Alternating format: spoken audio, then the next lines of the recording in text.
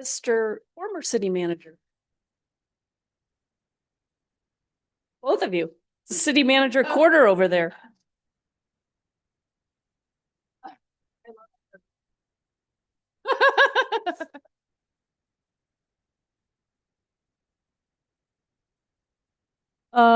Can we go live?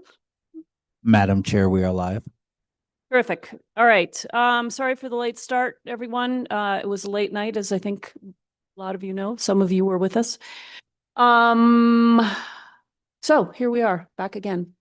At 10:10, I'll call to order the day, let's see, 3, 4, 5, 6th day of budget hearings. If we could get a roll call, please. Certainly, Madam Chair. And I wanted to note for the committee that Councillor Lindell is with us on Zoom. Great, thank you. I was going to ask you if she had joined. Yep, I see her here on the Zoom. Councillor Cassett. Here. Councillor Lindell. Here. Thank you. Got it. Councillor Faulkner. Here. Councillor Lee Garcia. Here. Chair Romero-Worth. I am here. I have a quorum, I think. That was an issue last night. Quorums are kind of important things, apparently. Approval of the agenda. Do we have any changes? We have 1, 2, 3, 4 budgets to hear today. No changes from staff. Okay. Is there a motion? Motion to approve. We have a motion and a second to approve the agenda for today. All those in favor, aye. Anybody opposed? That motion passes.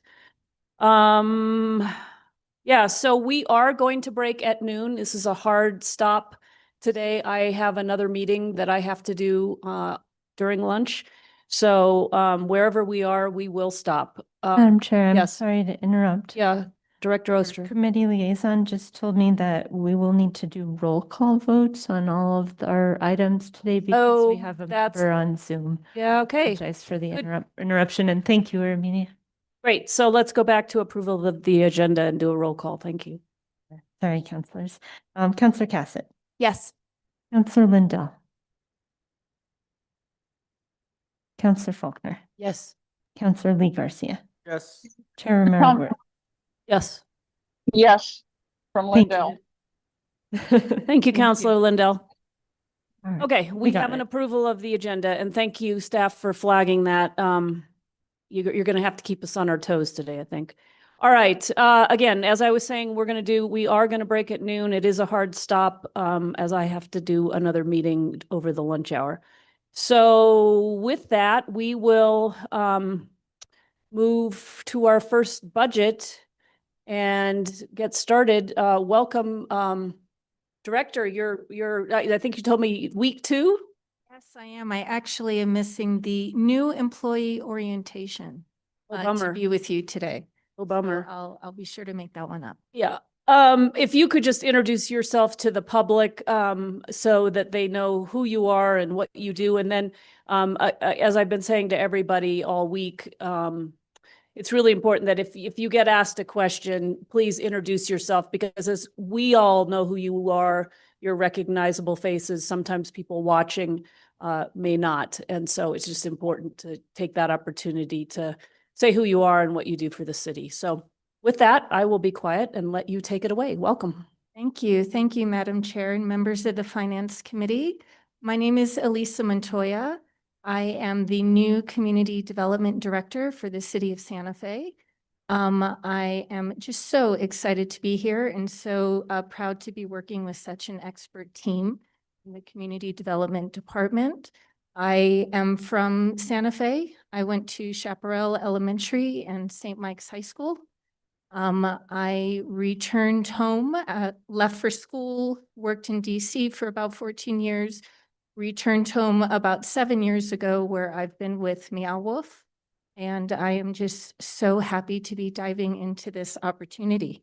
So our community development leadership team, representing planning and land use, tourism, the Santa Fe Film Office, and Arts and Culture, are here today to take you through the highlights of their fiscal year 26 budget request and to answer any outstanding questions that you may have. I have a few introductory slides to provide you with an overview of the Community Development Department. So on this slide, you see all of the divisions in community development. Most notably is our new division. The Santa Fe Film Office has joined the community development team, which totals all divisions together. We're over 140 strong in total. So next slide. As you know, we are committed to fostering a high quality of life through the integration of initiatives, programs, and regulations which promote the city's community and economic development. This budget continues that commitment to smart planning on a citywide basis, where we will see more housing, jobs, and entrepreneurial opportunities for the people of Santa Fe. Next slide. This is a summary slide. All of this information, as you know, is in your budget book, but it gives you an idea. Generally, all of the department divisions are, pretty flat with a small increase. I do want to point out that there is a notable increase in both the Office of Affordable Housing and Economic Development. However, this increase does reflect the one-time funds transfer approved by council in early 2025. On Monday, when we dive deeper into these budgets, Johanna Nelson will be available to answer your questions. I also want to point out under the arts and culture budget, there is a very small omission in the budget, and you see it shows an actual reduction, but we will likely aim to bar in additional funding from their lodgers tax revenue balance to cover any gaps as they may arise. And Chelsea Johnson is here to answer your questions specific to that later in the day. So, Madam Chair and members of the committee, I would like to ask Heather Lamboy, Director of Planning and Land Use, to join us and present on behalf of her department. Heather brings over 25 years of planning expertise, and over 9 of those years has been with the city of Santa Fe. For the remaining 16 plus years, Heather has brought her know-how to the city of Aurora, the town of Castle Rock, Hillsborough County in Florida, the city of Tampa, and the city of Burien in Washington. She's also certified from the American Institute of Certified Planners. Now, real quickly, in 2025, Planning and Land Use advanced major planning initiatives, including phase 1 of the Land Development Code. They hired a general plan consultant and launched Santa Fe Forward. The team invested in continuing education and professional development for their employees, and they began to modernize the permitting and review systems with an aim to implement electronic review for all building permits in fiscal year 26. So Heather, take it away. Thank you, Elisa.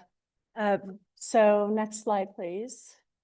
I'd like to introduce our budget for the Planning and Land Use Department. With me are Amanda Encinius. She's our administrative manager and the force behind all of the numbers, and really super helpful in helping me keep things running in the Planning and Land Use Department. Also is Tom Graham, our Assistant Director for Development. Maggie Moore is the Assistant Director for the Planning Branch, and she's actually at a leadership training right now. So education is a really important part of what I feel is a career ladder for our staff. As you can see, we have approximately 68 people that are part of our team in planning and land use. And our services include the, let me just do this so I can see up here. Our services include the historic preservation planning, both current planning and strategic planning, which you see a lot of the current planners here in front of the governing body. Code enforcement and business licensing, building permitting, inspections, and engineering and technical review.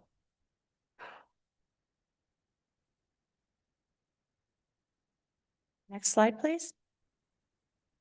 So each year we create a work plan for our department, including all the different divisions. in our organization. And this is really critically important because we need to have a checklist of things that we need to do and we need to accomplish.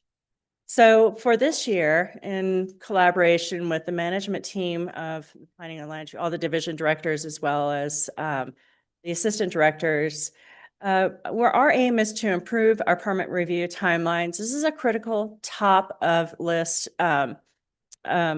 effort by our team. Also, identify those operational efficiencies that need to be done to bring our department into a more modern position and really be more responsive to our community, including the community at large, as well as those who come to our department for different approvals, including building permits and current planning approvals as well. As part of this, the governing body was gracious enough to approve one-time funding for a development guide.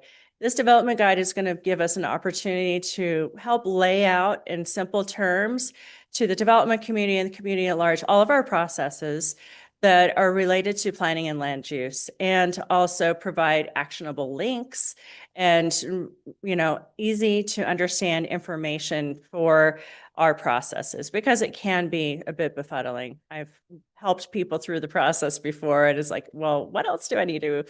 And what's this other thing that I need to do? So it's really critical that we provide that service to our community. And this development guide will also give us an opportunity, we've put into the RFP, for us to take a look inward and see how we can improve our processes and use the experience from other jurisdictions on how to perform better.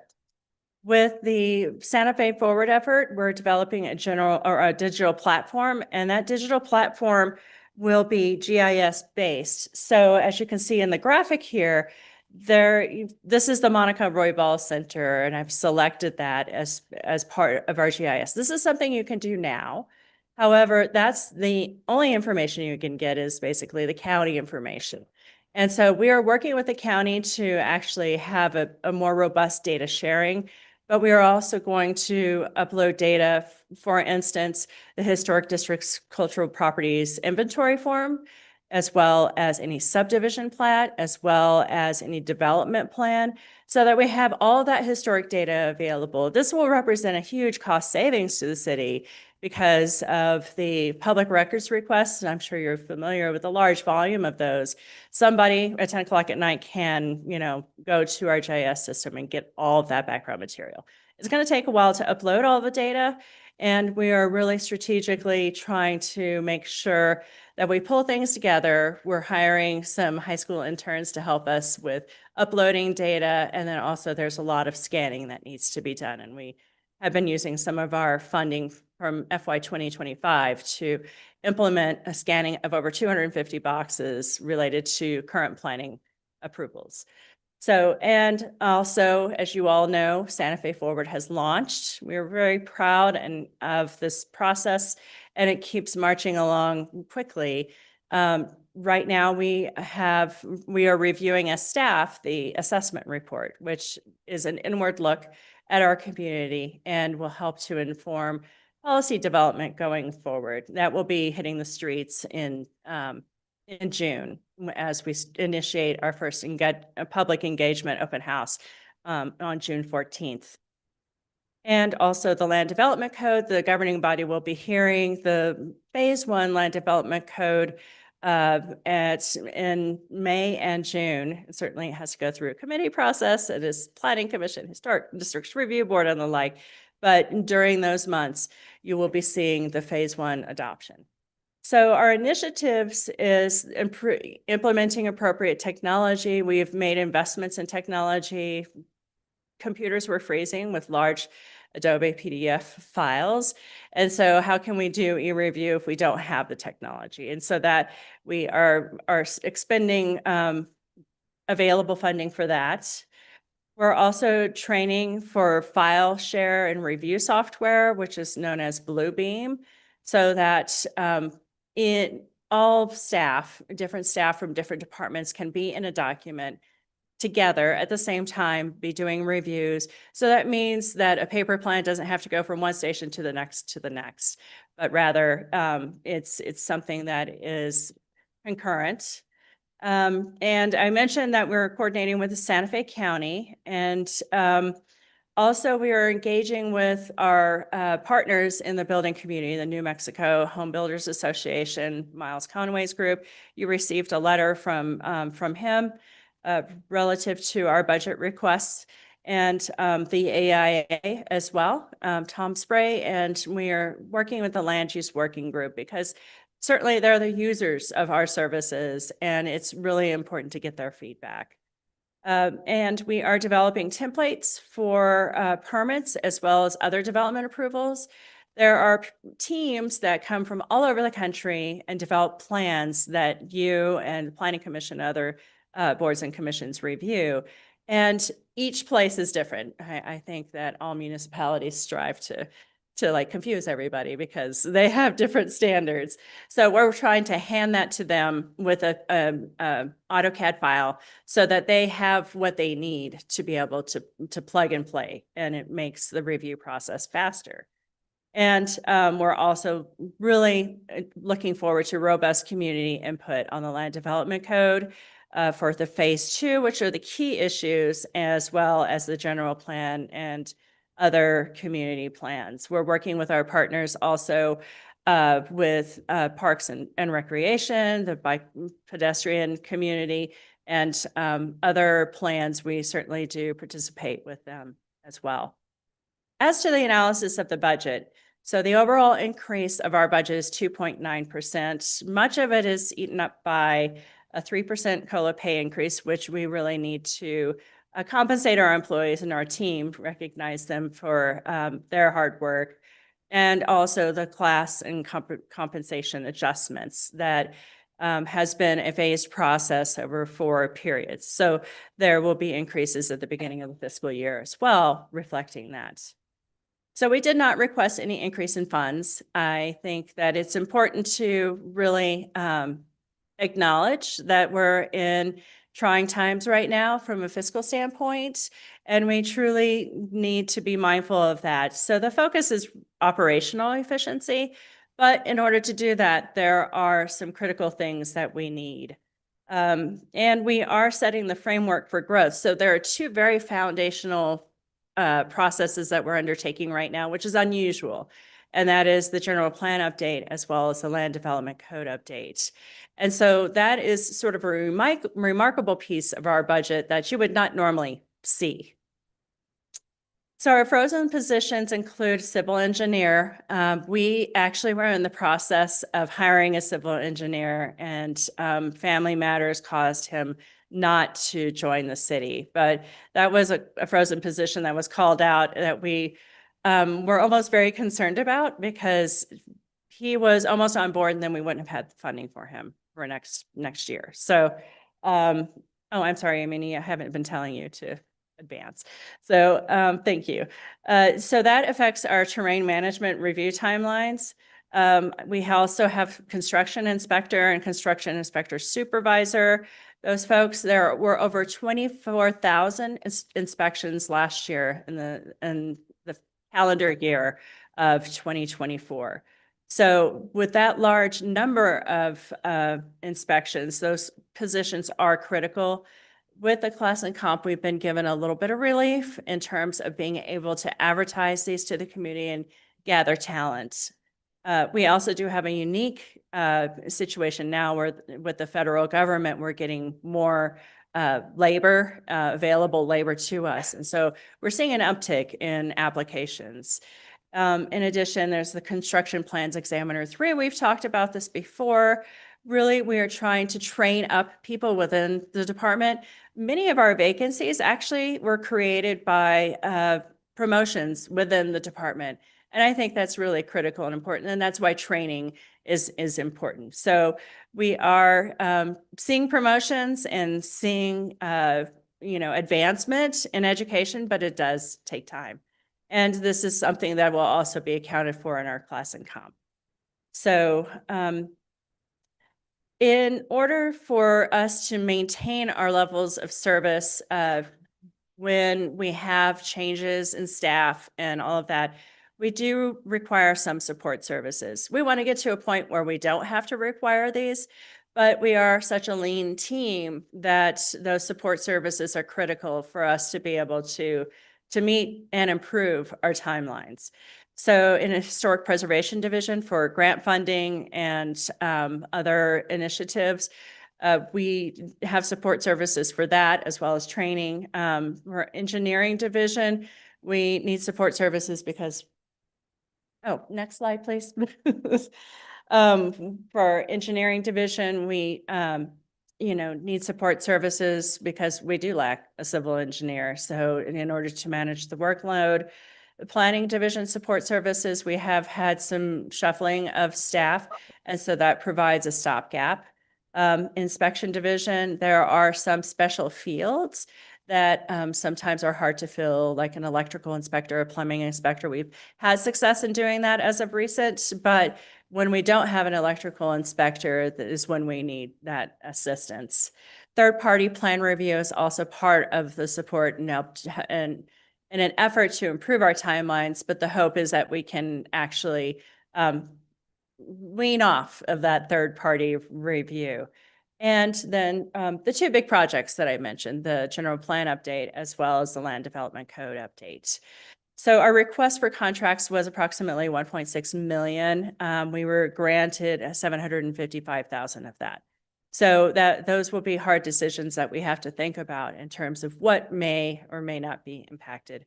Please know that we are going to try to provide levels of service that will still provide the best possible outcome.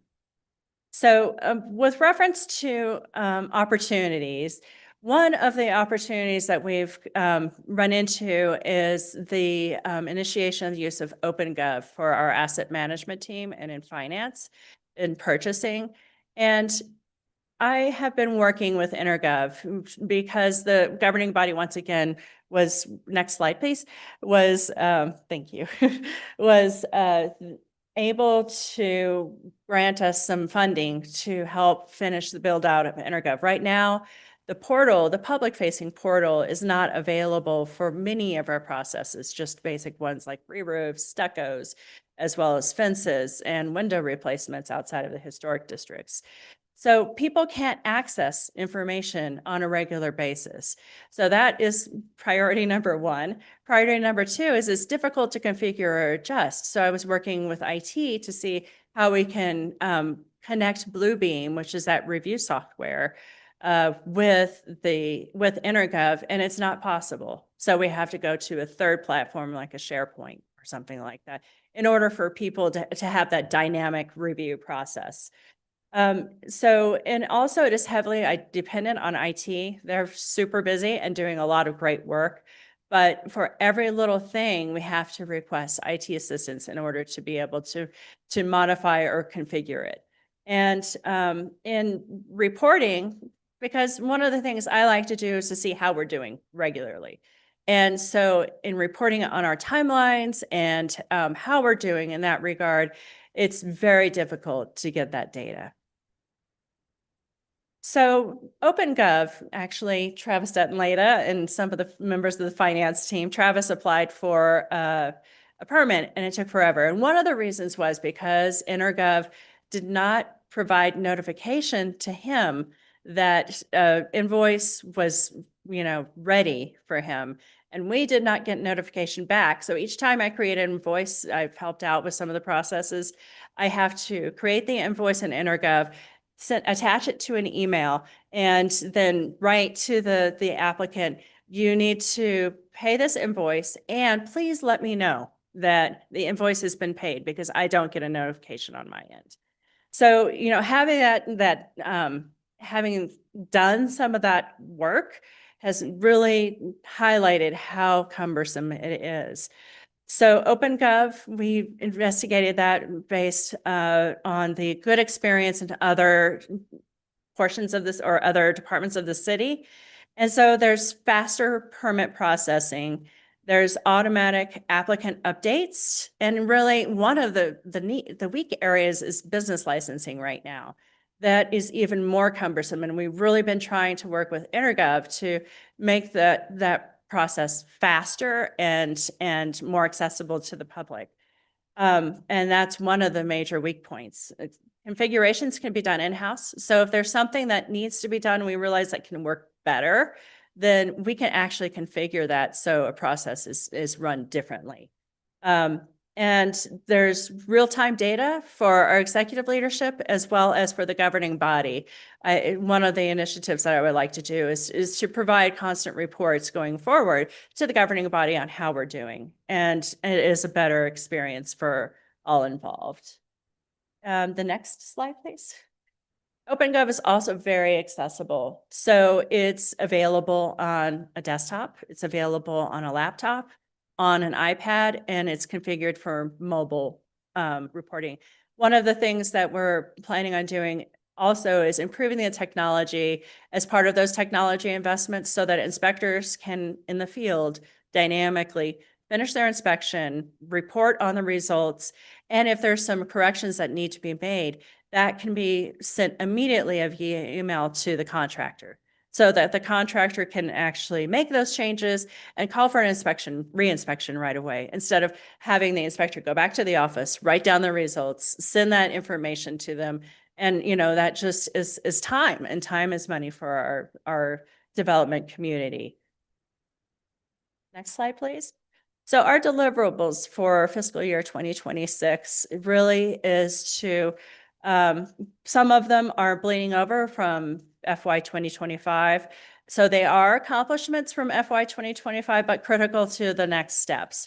And so the adoption, as I mentioned, of the Phase 1 Land Development Code will happen at the beginning of fiscal year 2026, likely once it's effective.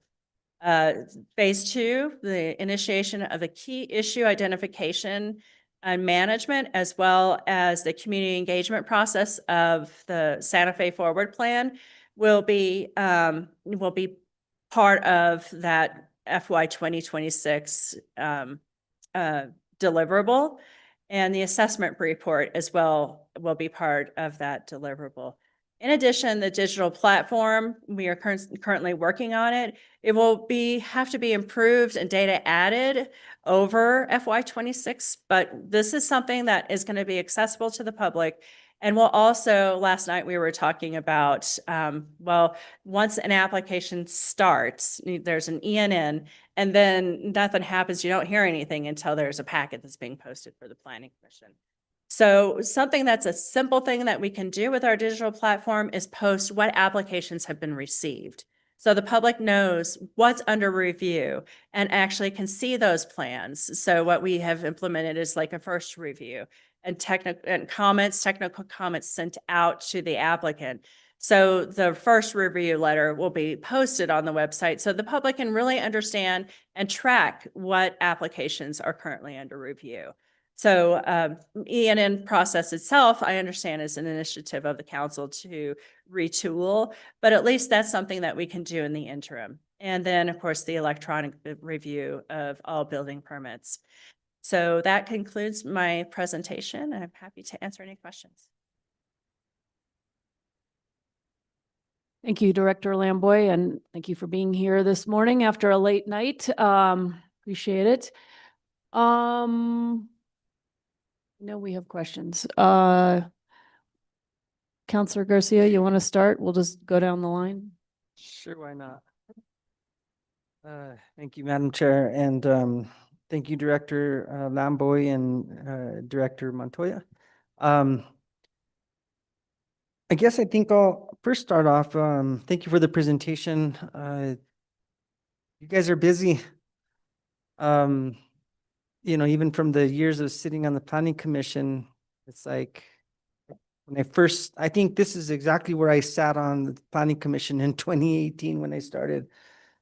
And they brought me a book that was that thick to my house and just dropped it on on my porch. And so I was like, I got to go through this whole book. It's crazy. plans, all of the cases that were in there, all the supporting documentation. I mean, you name it. So I can see the progression, even just in this short period of time of where we were and where we are, and I think where we are going and where we want to be. And so I know that's sometimes different, vision by different people. I mean, we've had quite a few land use directors in that time frame that I can recall. But I can see that there's been positive movement towards modernizing and making things easier for the public. Obviously, I think that's one of the biggest things that you hear from especially contractors, is like, it's so tedious to back and forth and missing. And then some of them have it down packed. They come in, they get it done, and they already know. But I'm curious to see, and I'll just jump right into a couple of questions so I don't keep us here too long. But so in regards to your salaries, wages, and benefits, it looks like you did increase by 10.3%. But then your contractuals and utilities decreased by 40%. I think you kind of alluded to that a little bit in your presentation. Given the fact that you have some frozen positions, I mean, a civil engineer, I'm assuming you have to go out to contract for a civil engineer to approve something, whatever it might be. And so construction inspector, supervisor. And so we did increase in salaries and wages. We have those frozen positions and we're decreasing our contractuals. So I always want to take a look at that in each department. I believe that once you're getting more fully staffed, you should be reducing your contracts to people. But I can see in this case, I think you're in a bit of a bind there by not being able to contract. I'll let you respond to that if you can, please. Thank you, Chair Romero Worth and Councilor Garcia. It is a challenge, and truly, it's so much better for our department to be able to handle everything in shop.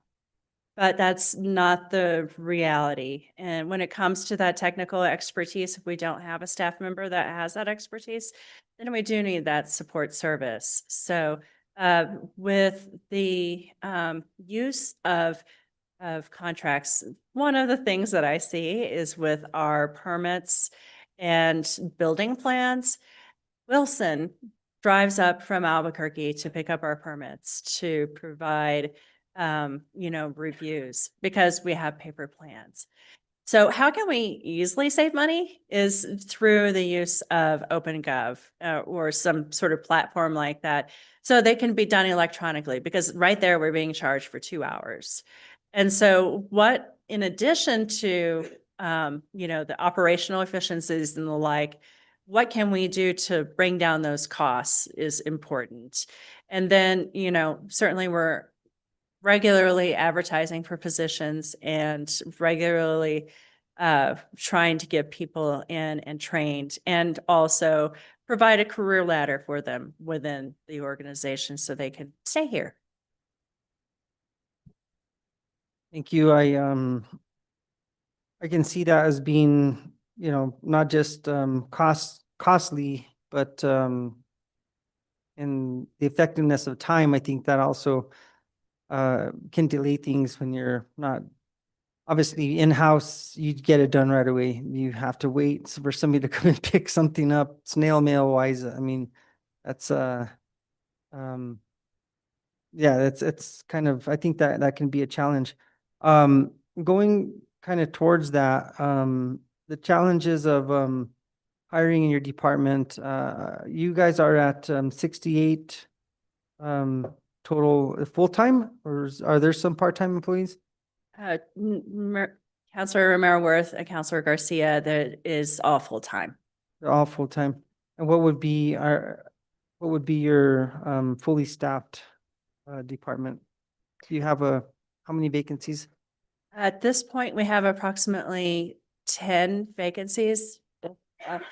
Looking back at Amanda Sinius for help with that. So we have 10 vacancies, and some of those are due to promotions. Okay, and so filling those, I guess, more entry-level positions has been challenging?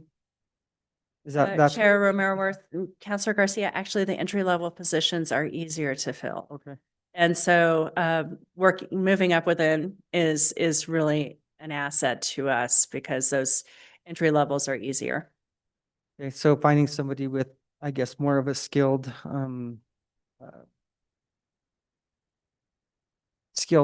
not labor, but, some skill in this industry already who understands, the business, so to speak.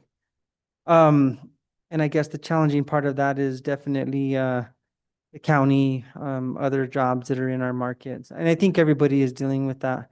I just, I don't want to take too much time because I'm timing myself actually, so I can be on good time limit. But I know Counselor Faulkner has got me on Eagle Watch.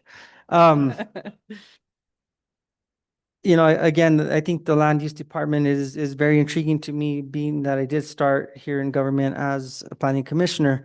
So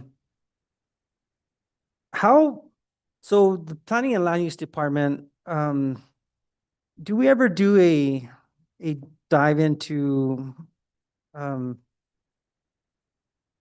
how the planning and land use department works and what kind of return as a city do we get on that planning and land use department? Because obviously the planning and land use department is a very integral part of development. Development brings back in money to our community, whether it's in the form of GRT, services, jobs, so on and so forth. How do we get that, how do we figure out what the effect of how good we are providing our services, working efficiently, in return getting money back, revenue? Thank you, Chair Romero Worth, Counselor Garcia. There are lots of impacts on how well planning and land use works and how it attracts business. So I'm going to use an example of the Georgia O'Keeffe Museum. And there is going to be a huge return in the fact that museum is expanding, it's going to bring more tourism even as of yet. And so the actions and the collaboration with the developer and the museum was really critical in how we can get them from the idea to a shovel in the ground. Is really important. And I, unfortunately, in my career, so I've worked in historic preservation as well as current planning for the city, and now in a leadership role, I hear things, well, I'm not sure if we want to come to Santa Fe because it's really hard. And I take that to heart, hard to develop there. And I take that to heart. And so we must be attractive to developers to serve our city, but also other areas, including Los Alamos, including Milwaukee, including Tuzuke, Las Vegas. We have a lot of connections. So we are a heart of the region, and how well we do in planning and land use does directly affect the bottom dollar. And I guess I'll be almost up with my time limit now, but I think it's really important. I would love to see how that is kind of tracked, because even if, tourism is obviously our largest income generator for the city through GRT, but lodgers taxes, whatever you might look at, however you want to look at it. But when you're building out, you have businesses here building, buying materials, contributing to the workforce, spending their money here. What is the actual cost of doing a development? And how does that come back into our community? And so I think that's, I'll stop right there. I just would be intrigued to see how the return of investment of a land use department that is operating at full potential, and how it brings back the dollars to this city, because that's what we're looking for. I'll yield. Thank you, Madam Chair. Thank you, Counselor. Counselor Cassett. Thank you, Madam Chair, and thank you, Director Lamboy, for being here again so quickly after you left, like all of us, and staying with us late last night. Excited to jump into this budget. I always joke that land use is my favorite child, and I just have always been so I think it's so important that we look at the impact that land use has across the city, and how important it is for a lot of our really big issues, housing and economic development and water. I find land use to be just incredibly crucial to all those pieces. We even were talking about it with emergency management the other day, and how we're looking at wildfires and how does this impact our building codes? How does this impact where we are allowing people to build? Are we going to be a bit more restrictive if people are going to be in those wildfire zones? And what does this look like for us? So happy to have you guys here. And I know sometimes that my passion can be a lot for you guys. So thank you for always making time to speak with me. A number of questions, but I'll get through a couple right now. First and foremost, as you mentioned, we have general plan and land development code in here, which I am so excited about. And I always want to make other people excited about it. Still trying to figure out how to make people psyched about zoning. Not sure yet, but I'll get there. We have 600,000 for the general plan update and 170,000 for the land development code update in here.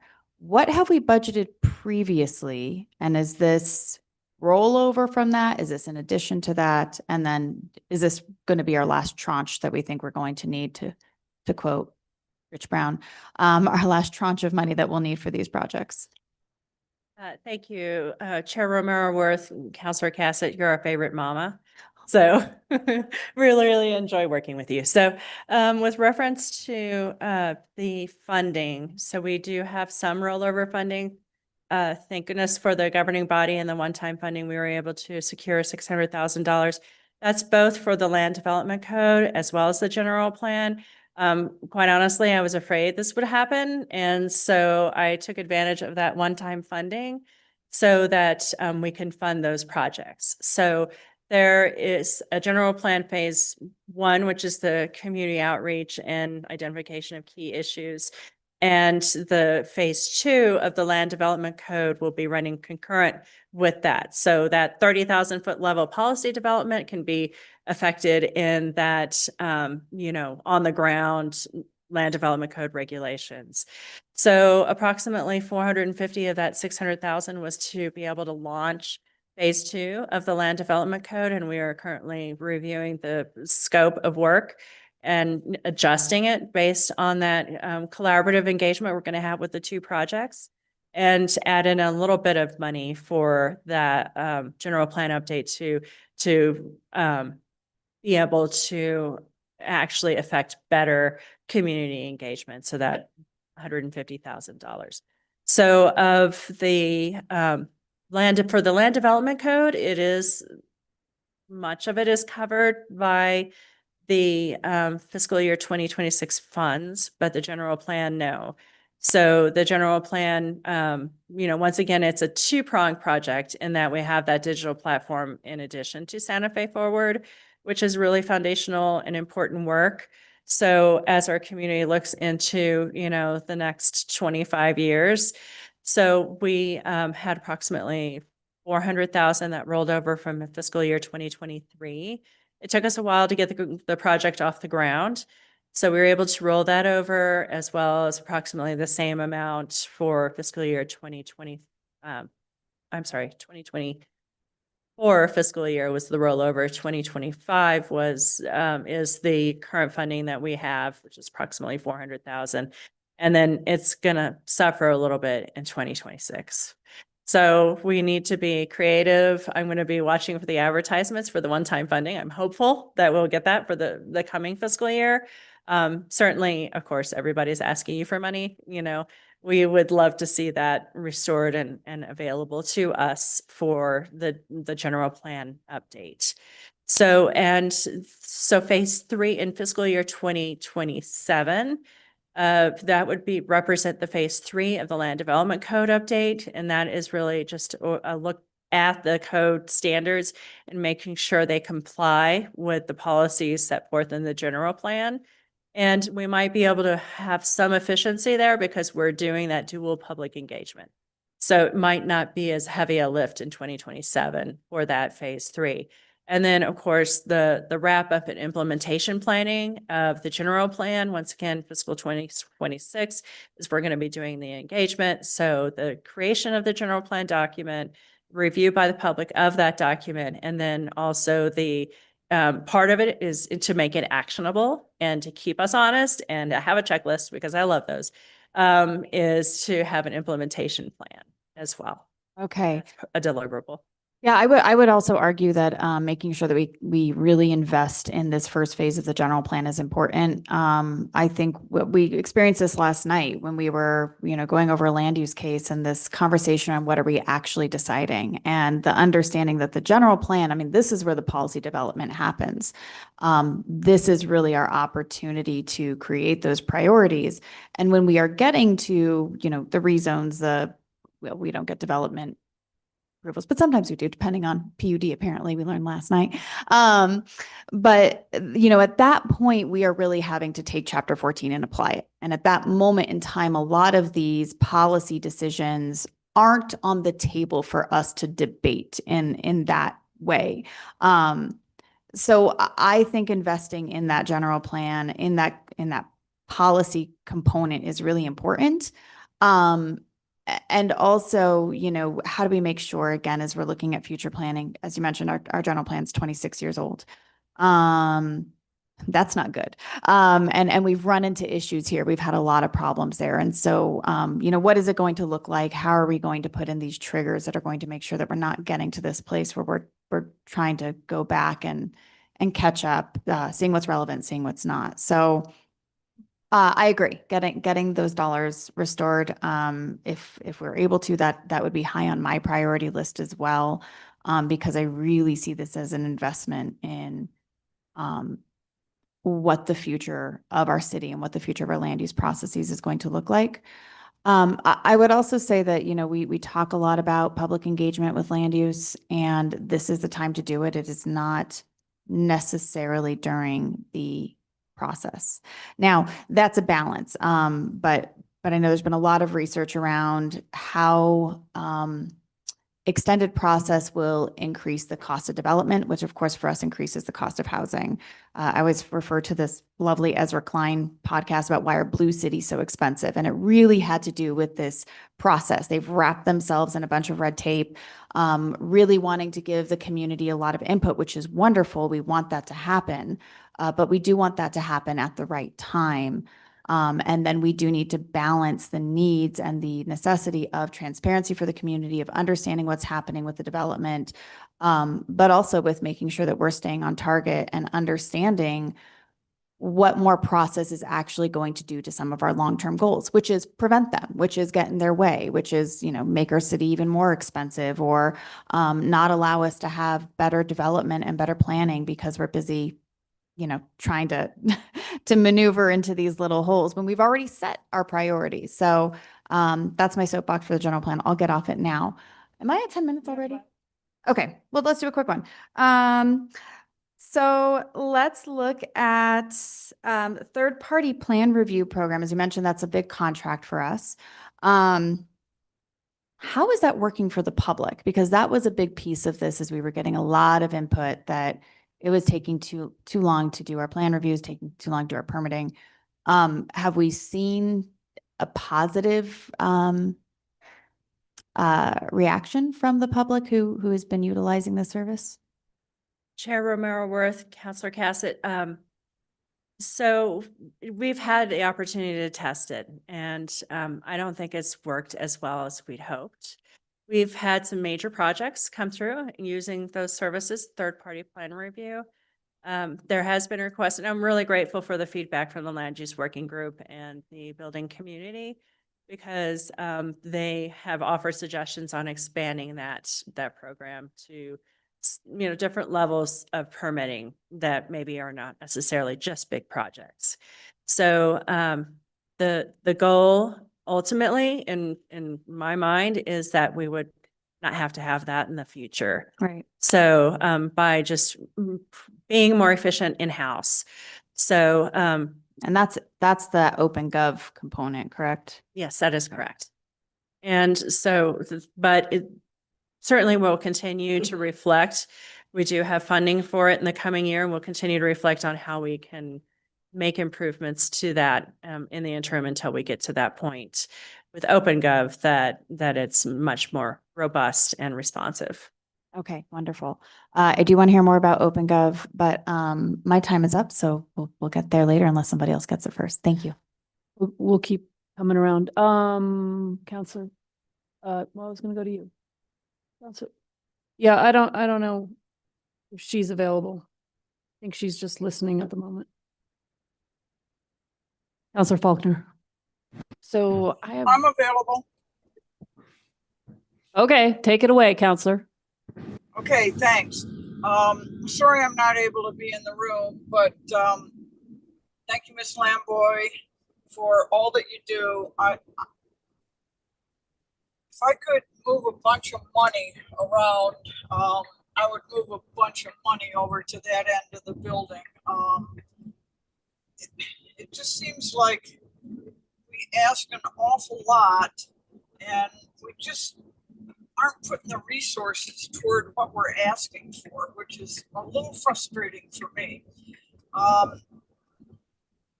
Not from the 40,000 foot level, but from walking in the door level.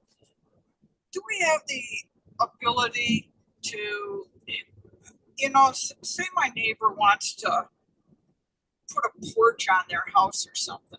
It seems like a simple project next to building a apartment house. Do we have the ability to do some kind of an express thing for whether it's a porch, and probably even more importantly than that, what about how quickly does it happen that you can get a permit to, you got a leaky roof? What happens then? Thank you, Councilor Lindell, Chair Romero Worth.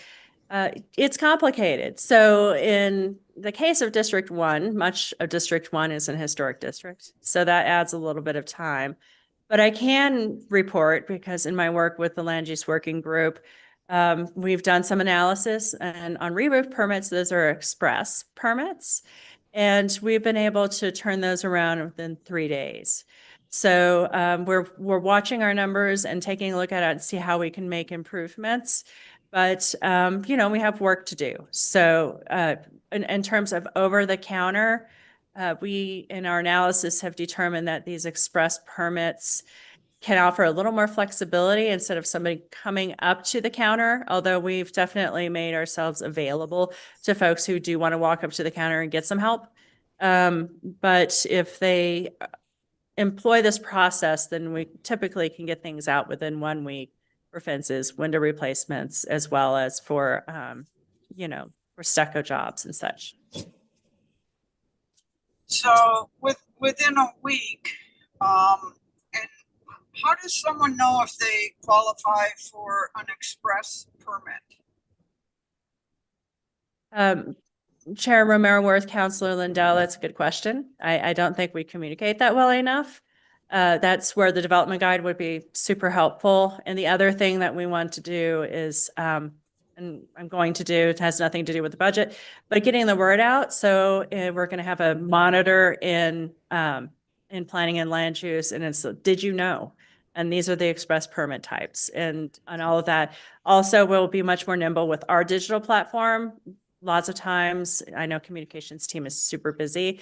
We have to send in a comms request to make a change on the website, and getting that word out is sometimes not dynamic.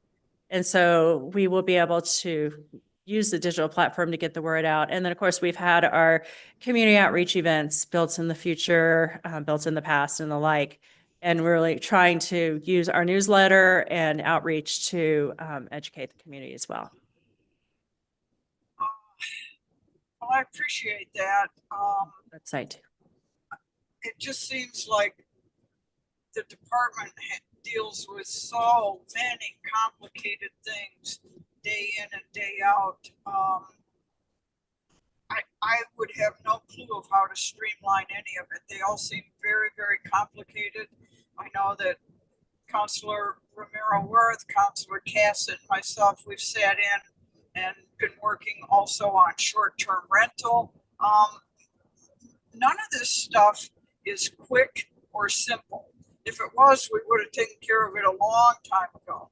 So I don't know how you juggle all of it. I think that you do have some absolutely amazing staff that lives over in that end of the building. We've got people that have been there, I think, since God was a baby. Dan Escobar is, he's probably forgotten more about it than most of us will ever know. So we really do treasure them. And thank you for stepping up and doing this job. It's a really, really hard one, and it's very pressurized. Don't think that that goes unnoticed. I'll yield now, Chair. Thank you. Thank you, Councilor Lindell. I think Dan is taking offense to how old you've made him. Well, I said, well, I don't blame him. He can take offense. All right, he's laughing now. I think you're good. Thank you, Councilor. Councilor Faulkner. Okay, if Jamie is your mom, I would like to think of myself as your auntie. Land use is one of my favorite and favorite departments. And I think that we talk a lot about land use, but we don't fund land use in the same way we talk about land use. And having been on the Planning Commission for, I think it was 7 years, I know how hard you guys work. I know the amount of time you take. I know the staff that I've worked with has always been amazing. I do have some concerns about when you're transitioning from the third-party contracts to bring everything in-house digitally. Are you going to keep some third-party contracts for the transition period of time? I mean, I get that you like getting rid of phase 2 of the general plan and the code. That makes sense because we're only on phase 1. But then we have third-party review, we have engineering, we have planning, and you guys are not at capacity for staff. So my concern is if you cut off all the third-party contracts while you're trying to get more efficient through using software, that there's going to be a gap. And I'm just wondering how you're going to fill that gap. I appreciate that all the departments are giving their staff raises, but I could also say cautionarily that if you can pay people any amount of money, and if they're overworked and dissatisfied because they're overwhelmed, they won't stay. And you're also not going to get new people in because they can look at the dynamic and go, well, you're paying us great, but we're doing 10 jobs for one person. And Director Lamboy, this isn't directed to you. This is just a general fear that I have about all the cuts that we're doing in our departments in order to fulfill this increase in pay. So what are your thoughts on that? And then what are your thoughts on how you're going to fill the gap in this transitional period of time? Thank you, Chair Romero Worth, Auntie Faulkner. Just kidding. Councilor Faulkner. The intent is really to not let go of that. We really would like to retain that funding because we do have a transition period that we'll need to pay attention to and will demand a lot of our staff. And so that's why, not only are we looking at, using those resources wisely like not requiring people to drive to get our permits, but also seeing what we can do to improve our efficiency on our side. So, and those efficiency improvements are for our staff as well as for the public. I mean, ultimately, it's intended to be mutually beneficial.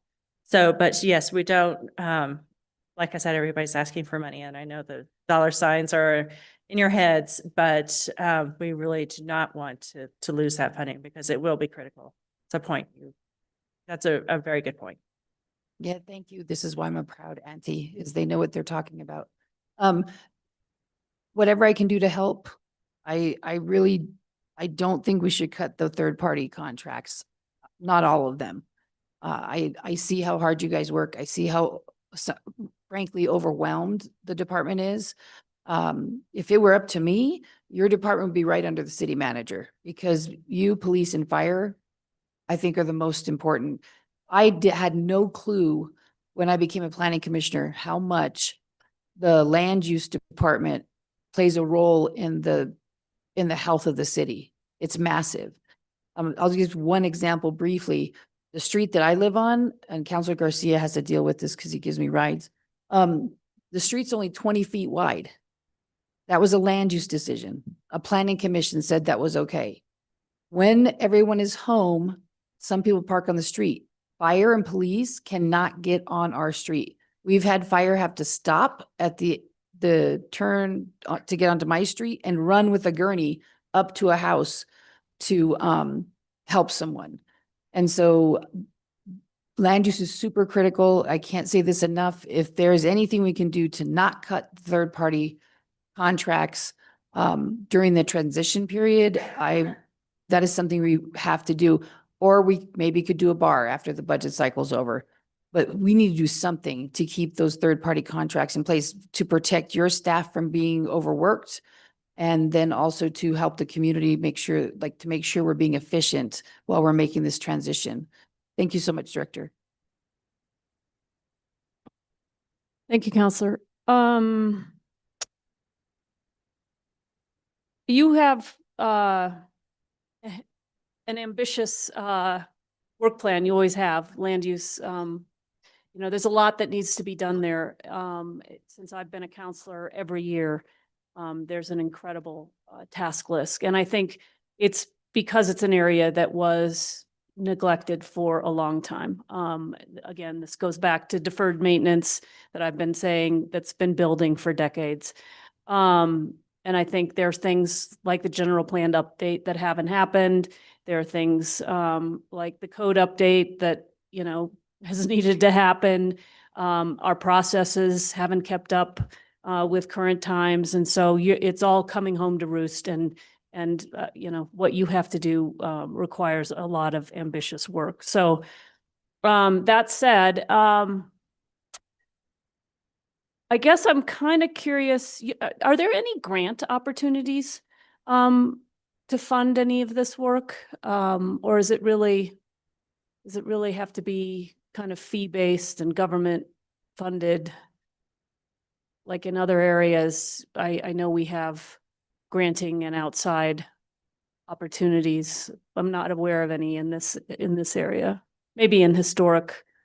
Yes, Stuff. that's correct, Chair Romero-Worth. Yeah. So we do regularly, we're a certified local government in historic. And so, for instance, last year, we were able to fund through the State Historic Preservation Office study with the Historic Santa Fe Foundation on the Endangered Properties Program, a pilot project to try to keep people in their houses in the historic districts by providing maintenance and upkeep for those who are not able to. Longtime families with elderly, potentially folks, or folks that don't have financial resources to keep their historic resources in good shape. So we do have that grant funding, but the rest of it really truly is fee-based. And maybe that is an area that we can improve and look at other opportunities. But generally in the jurisdictions that I've worked in, there's not been much grant funding. Yeah, and I guess, so I'm glad you mentioned other jurisdictions in that experience, because I think that's, I mean, what you're seeing here, did you experience that in any other jurisdiction? The climb that that we're having to make here? And because of all the things you're trying to do, big things you're trying to do all at once? Yes, Chair Worth, that's correct. There's a climb in land use across the country, and especially when it comes to implementing those big projects as well. Okay, so maybe we're not that unique in terms of having kept up with things as we should have. Chair Worth, that's correct. Although paper plans are not common. Yeah. So Okay, I'll have so to say that. maybe maybe a few areas. All right. I'm curious about the development review guide. I think that's wonderful. Wondering if it might help policymakers, decision makers, the governing body, the planning commission, with their understanding of processes. I feel like I don't have a background in land use. So coming here when I was first elected, I learned on the job. Wow, it's talk about a steep climb. It's a lot. And we're still, trying to, I mean, last night, understanding PUD, what that means to a project, that was news to many of us. I'm just curious, can that be used to help us understand, not just like if you're applying for a project and what do you need to do, what kinds of permits do you need to do to get the project, but on the other side, what do we need to know, in terms of our regulatory authority and where we get involved in what the process is and what we've delegated to the planning commission, that kind of thing. Will that help us understand better this big picture? Chair Romero Worth, yes, that is the intent. It's for people of all walks of life. So it could be for the governing body's use as well as for a homeowners association and a developer. So there is a lot. There is a lot. And so that's where it's going to be incumbent upon us to also break down things in our communications with the public and educational opportunities with the public to talk about this is the big picture and this is how we accomplish it. On your deliverables in FY 2026, that slide, you have 4. Are they listed in a priority order or are they just listed? I guess I'm curious. So you have phase 1 adoption and phase 2 initiation of the land development code, community engagement process, an assessment report for Santa Fe Forward, digital platform, GIS-based real-time access to information, and then 4th, electronic review of all building permits. And I guess my question really is, while the digital platform, I maybe don't understand the value of the digital platform, and wondering if the electronic review of building permits shouldn't be higher on the list if this is a priority list, or maybe you can help me understand, the value of the platform, digital platform, and why we wouldn't be putting resources that are going to that towards electronic review of building permits. Yes, thank you, Chair Romero Worth. This is really my stream of consciousness, just pulling together this PowerPoint, I have to admit. Electronic review is, if I were to organize it, would be one of the first priorities.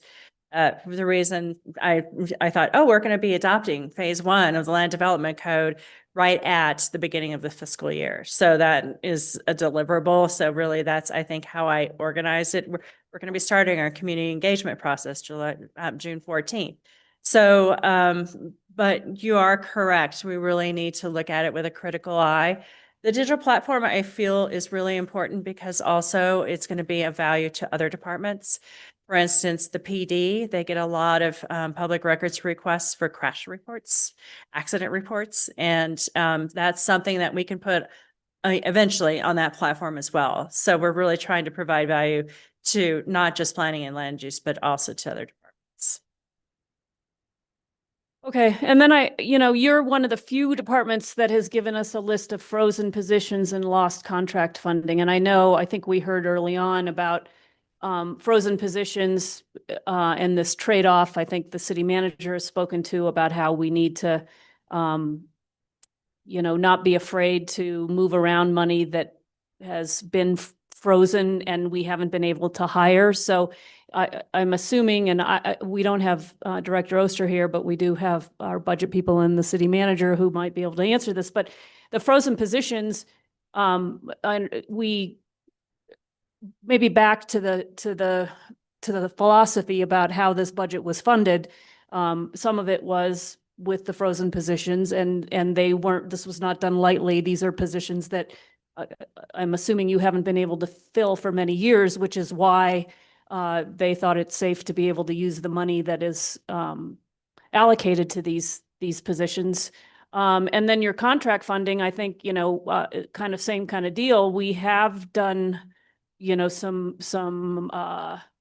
been taking money from contracts because some of these contracts haven't been filled either, or maybe they're not as needed anymore, which is, I think, several counselors have been pushing on that kind of trade-off. So maybe if we could just, I think it's a good time to just maybe renew the philosophy here and what's happening. It's not that we don't see critical need, and just, I don't know, Director, I'm sorry, City Manager Scott, you're leaning forward, so I give the microphone to you. Thank you, Madam Chair, councilors. Yeah, what I would say about the subject of frozen positions and the whole function here, that with everyone else, I think it's critically important. I'm excited about what they've got going. And personally, I really don't want Heather to be sitting around looking for money. I'd rather that she's out there doing the leadership that she's so capable of doing in the planning arena. My feeling on all of the frozen positions is that to the extent that A, we need it, and B, we can find people to fill it, they should keep looking. That between Rod Gould and myself, we don't actually call them frozen. I forget what our word was.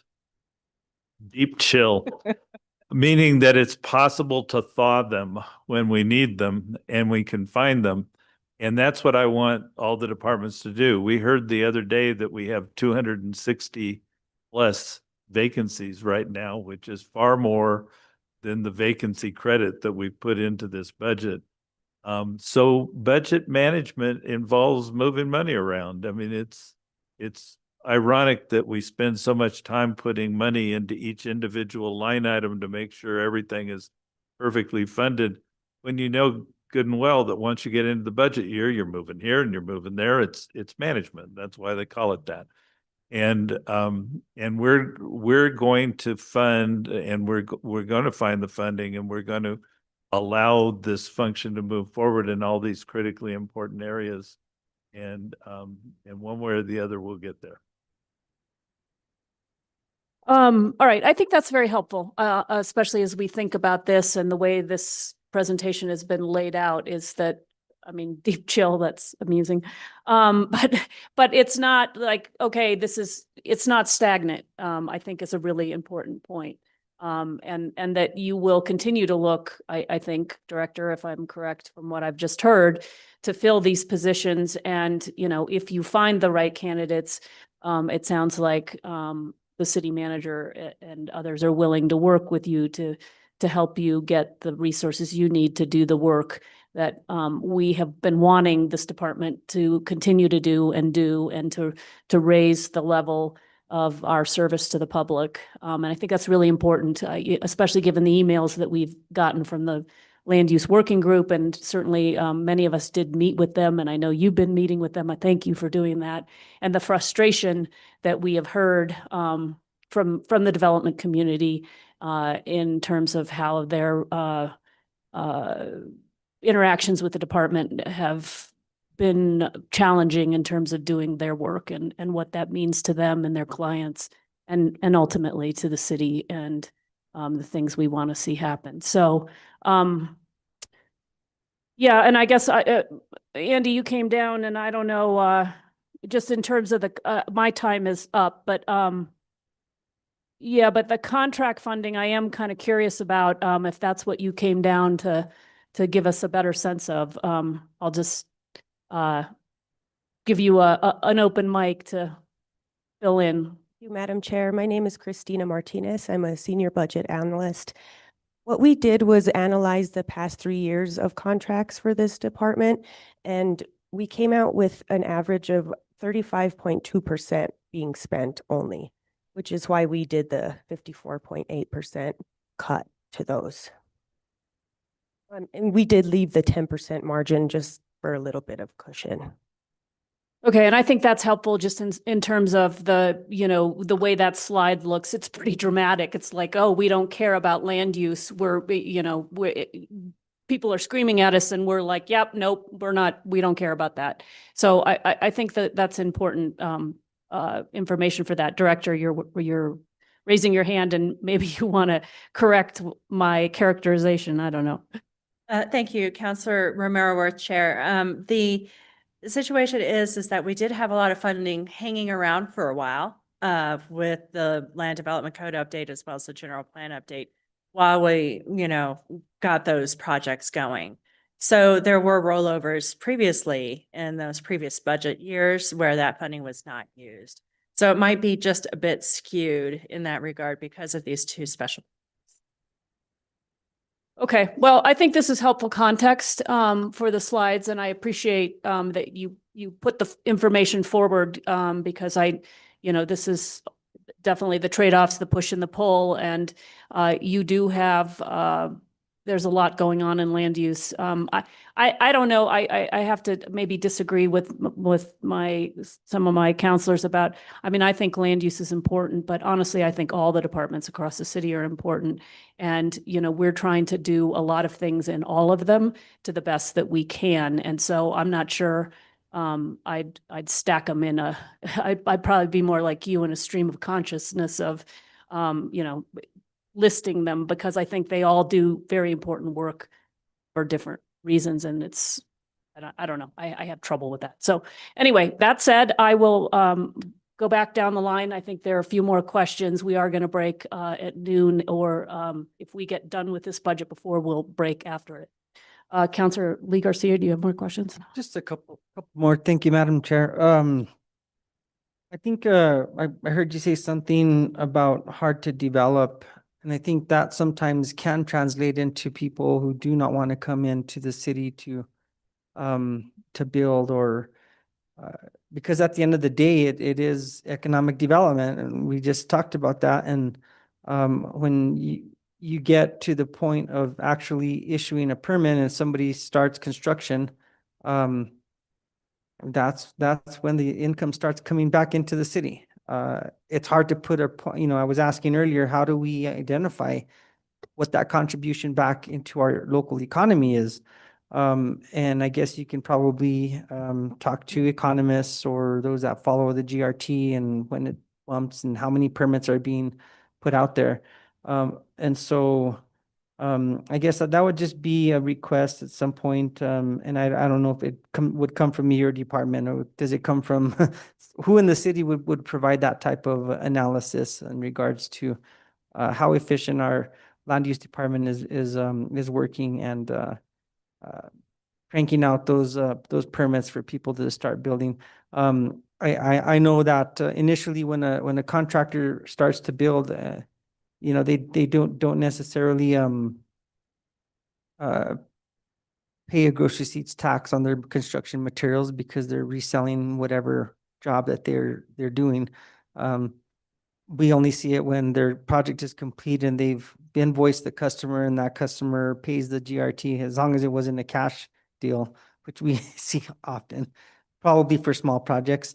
And so, I guess not really any other questions. I do thank you and your team for how hard you are working. You guys have a huge lift with the modernization, with the general plan update. I mean, all of this stuff is just like, whoa.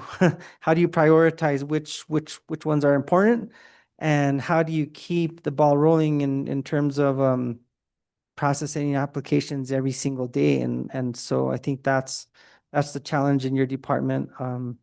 I do value your department tremendously. And I do acknowledge the fact that it is difficult to divvy up the the pie, so to speak, and who's more important, and why aren't we funding this and funding that? I think it's challenging. I think it is up to the directors to find how to do that, and in collaboration with us and senior administration. So just mostly comments. And I think that's all I have, Madam Chair.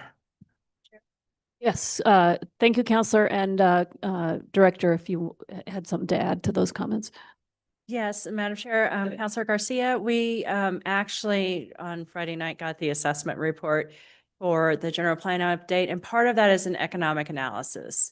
So I haven't had the chance to take a look at it and understand the economic analysis, but certainly we can fold in sort of that analysis as well. Johanna Nelson and I and our teams have been starting to meet.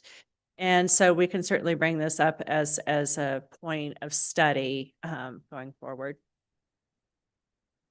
Thank you. I'd be very interested in looking at that and how it, what it has to present. Thank you. Yeah, I think that's going to be a really interesting report for all of us. So be happy to see that come forward. Counselor Cassett. Thanks so much, Madam Chair. On that line, actually, one thing I did want to mention is business licensing coming into land use. First of all, I do want to say that your staff member in business licensing pulls more than her weight, and really been very impressed.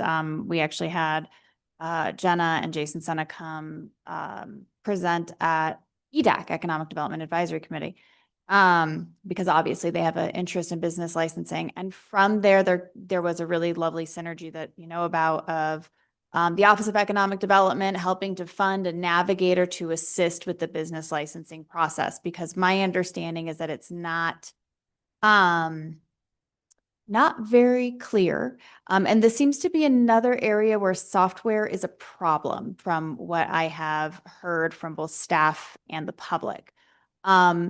Is that something that we've even started to scratch the surface of the challenges with the software with business licensing, and that it's not very user friendly, that you kind of have to fit things into categories where it doesn't quite fit, and it sounds like it's quite a time suck in terms of both the public figuring it out as well as your one staff person, Jenna, having to try to walk people through this and assist them with something that's not intuitive.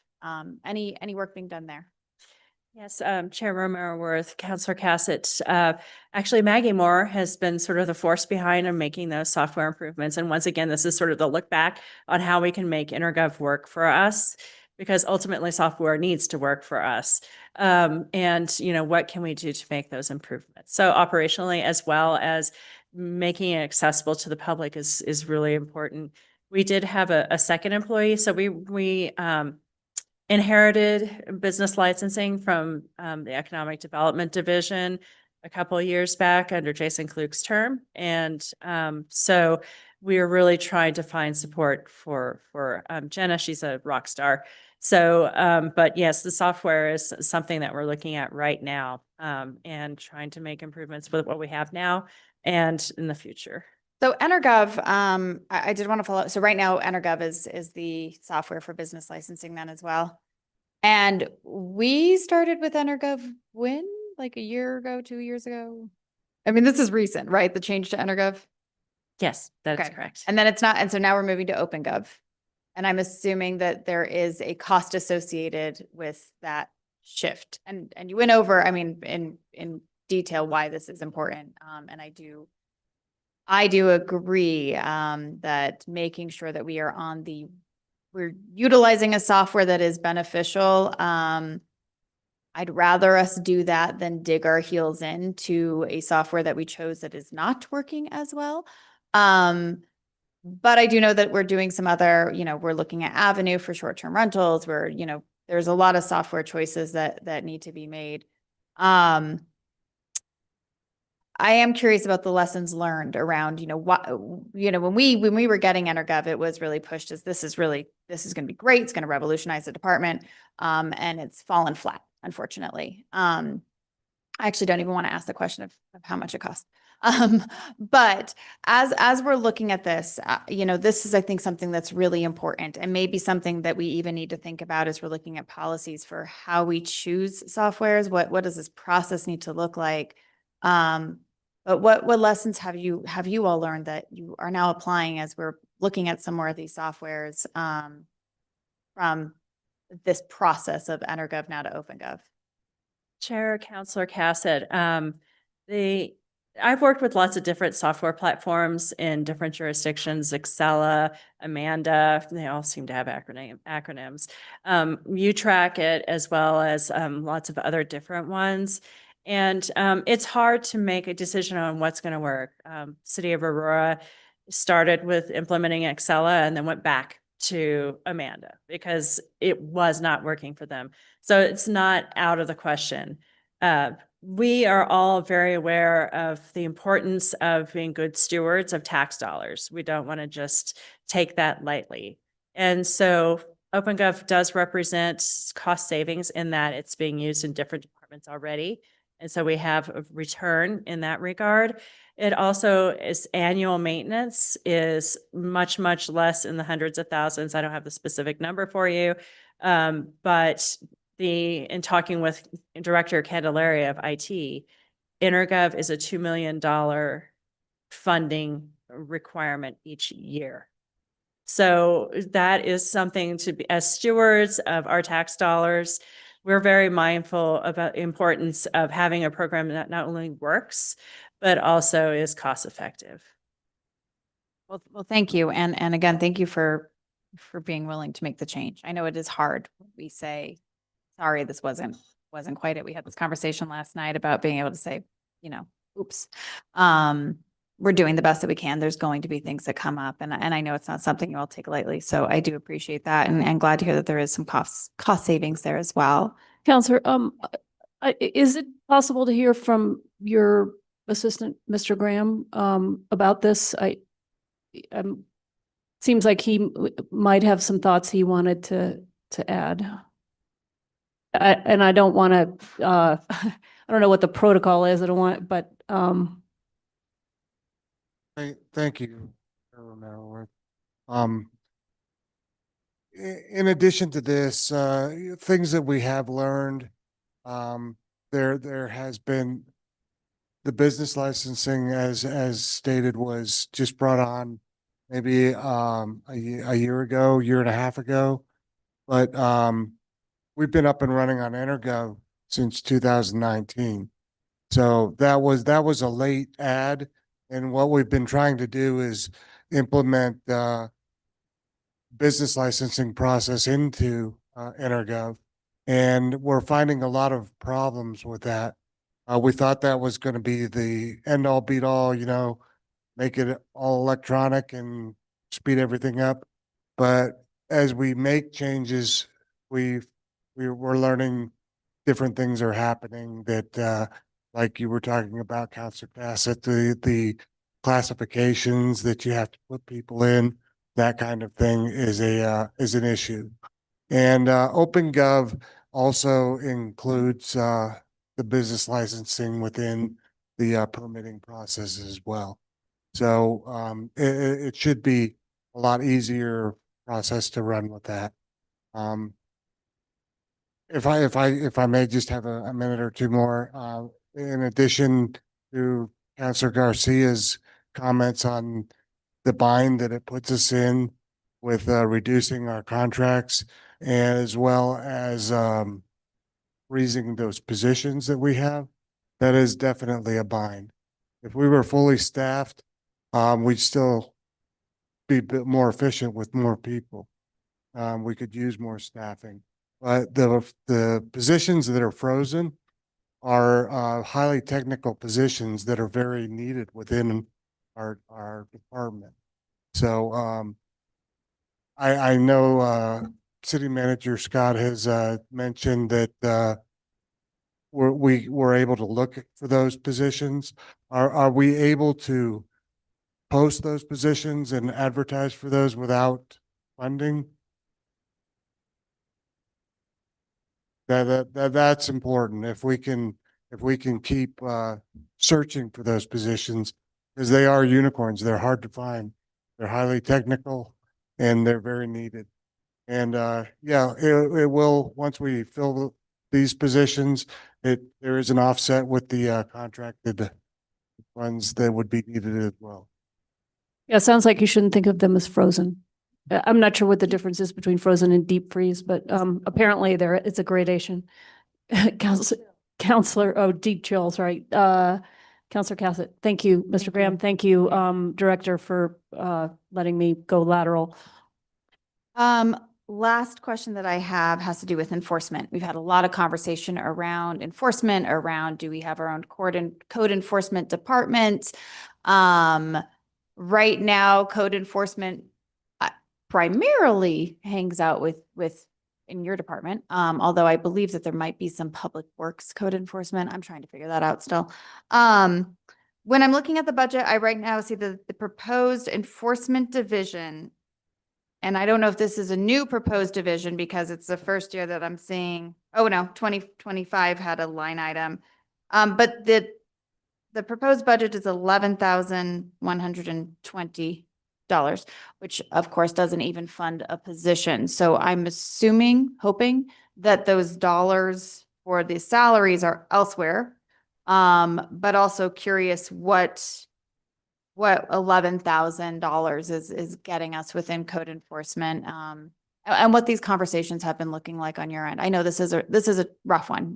It's another really understaffed division that is very important, that has a lot of that is being pulled in a lot of different directions. So would like to hear a bit more about that budget as well as how things are looking in that arena. Thank you, Chair Romero Worth, Counselor Cassett. The code enforcement is sort of spread across different divisions. The $11,000 does not get much, basically materials. But the salaries are covered. We have 2 full-time code enforcement officers, and then we have some others that are dedicated to short-term rentals, but do sort of backfill if needed. So as you can probably assume from that is that we are reactive, not progressive. So we respond to complaints in a timely manner, but in a position where we can only respond to complaints. Fortunately, we were bailed out on a short-term software in that the lodger's tax is going to be funding that software outside of the one-time funding that governing body approved for that. So that tool represents a partnership, really. So, and that's sort of endemic or symptomatic of what we have to do to keep our code enforcement team going. Well, thank you. I appreciate that. I know that that's going to be a continued conversation going. And so I will be interested to hear how, continuing how things shift and what is needed. And looks like we're going to have some larger discussions about that. That's the end for me, but thank you. My one last comment does sound like we're going to need to, your comment on the contracts. I again, really want to make sure we keep a very close eye on that because it did take a while. I remember funding these projects and then getting cranky that they hadn't started. So I appreciate that you got the ball rolling, really, truly do. And I want to make sure that you are not penalized for the fact that it did take a minute to get that going. And so I would just say to city manager to be really keeping a close eye in this arena. And I mean, that goes for all the contracts, because I know that it was this balancing act of trying to be as efficient as possible, putting our dollars, trying to spread them as much as possible. I know it's going to be a fun balancing act, but I recognize and personally lived through what was experienced within land use. So thank you. Thank you, Counselor. Counselor Lindell, did you have anything else?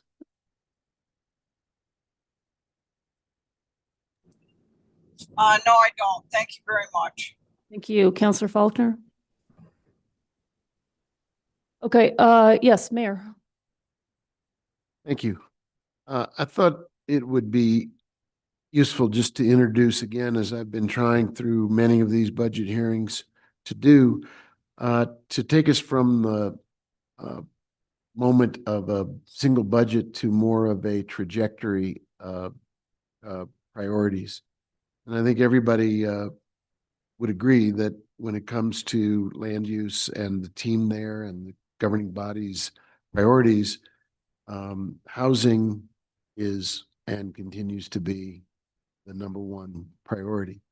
I know that when I walked into the mayor's office in 2018, between 2008 and 2018, the city had permitted fewer than 200 new housing units per year. And so we started out in my administration and with many of the people who are still with us from before and have been added since, that's been a single-minded priority to do what we can do to increase the supply and address the price of housing in Santa Fe. And I don't know that it directly relates to the budget that's in front of us, but it's useful to look at a number of the initiatives that have been taken, including the $3 million a year commitment to put that money into the Affordable Housing Trust Fund. We all agreed to use some of the one-time unanticipated GRT dollars, take care of that before we even got into this budget discussion. So that money has been allocated. We championed on the part of everybody on the city's team, the increase, the approach to have a 3% excise tax on homes over $1 million. Unfortunately, that's still stuck in the courts. But I feel that our position on that is strong, and I think should it come out in our direction, I think we'll see a $8 to $10 million a year influx into the Affordable Housing Trust Fund. And of course, that gets matched 3x for every dollar that goes into it. So there again, funding outside this budget will be directly applied to what I think continues to be our number one priority.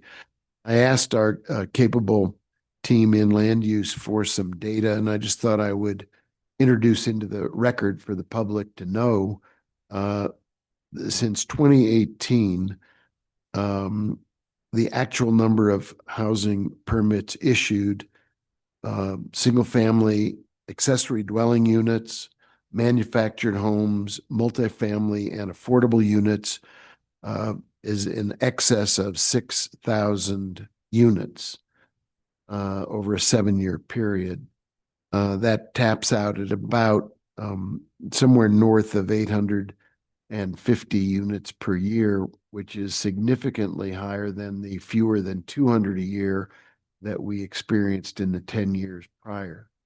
This is in spite of COVID. This is in spite of all of the other challenges that we've been dealing with at the macro level, increased interest rates, all the things we don't control. At the same time, for this year, just purely in the multifamily arena, permits either have been issued or are work in progress for almost 700 more multifamily units right now. And one thing that I may have missed it, I apologize for coming in late this morning. The work that the land use team has done to have that interactive series of maps on housing units in the pipeline is a real opportunity for everybody to be aware of what the projects are, where they are located, and what their status is. We also know that we've got two very large opportunities for housing, and particularly for affordable housing, with the bringing on of the Midtown, the pace of Midtown picking up, the RFPs going out. I understand that yesterday the RFP closed for the consulting work to be done on minimizing or limiting or eliminating disruption to adjacent neighborhoods so that we don't displace people, which is a form of actually increasing our housing if we don't lose it, that stays affordable. That RFP closed yesterday, and Mr. Hernandez let me know there were some very good applicants for that piece of work, which has been a priority. And also Tierra Contenta Phase 3 and affordable housing on Midtown continue to be items we're pressing forward on, which over the next few years could bring online in the neighborhood of 2,500 plus new units of housing. So the land use department's critical variability and importance goes deeply into addressing the housing needs of our community. The fact that over 7 years we've been essentially quadrupling the permits issued from the prior 10 years tells me we're on the right path, but we still have more work to be done to expedite and facilitate those permits so that the cost and availability of housing in Santa Fe gets addressed as a continued priority for all of us. Thanks for letting me just put some data into the conversation. Thank you, Mayor. Any other questions from the committee? Do we have a motion? Motion to approve. We have a motion and a second to preliminarily approve this budget. Can we get a roll call, please? Certainly, Madam Chair. Counselor Cassett, Yes. Counselor Lindell, Yes. Counselor Faulkner, Counselor Lee Garcia, Yes. Chair Romero Worth. Yes. Motion passes. Thank you. Thank you all for being here. Really appreciate it. A very interesting morning talking about land use. Okay, we are going to break for lunch. We will be back at 1, and we have a couple of budgets to do. One of them's the film office. Let me just get to that slide. Madam Chair, we have tourism, Thank the you. film office, and arts and culture. Right, and we're going to do affordable housing and economic development on Monday, correct? Affordable housing and economic development will be on Monday. Right, okay, so just so folks know that while they are in this department, we're going to do those budgets next week. All right, with that, we will take a break for lunch. Thanks, everyone.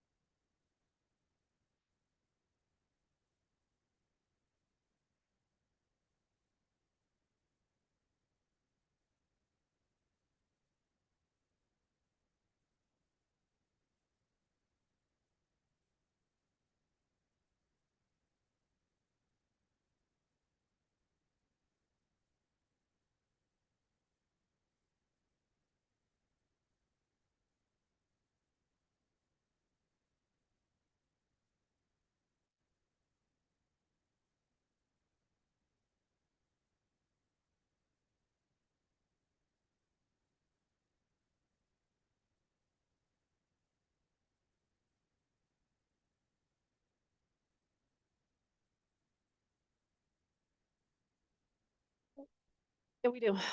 Okay, let's organize ourselves.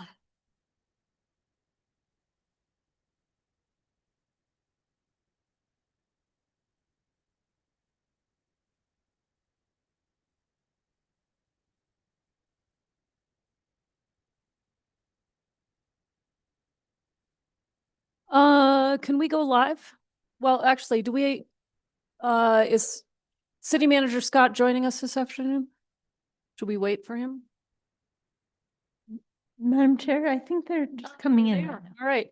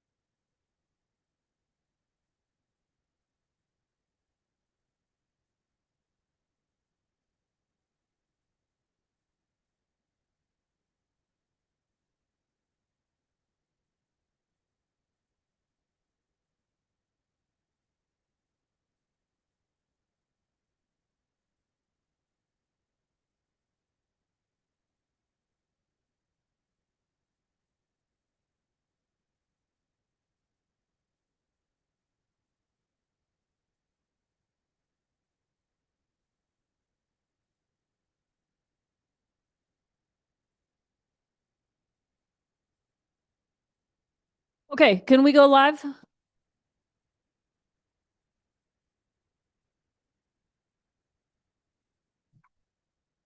Madam Chair, we are live.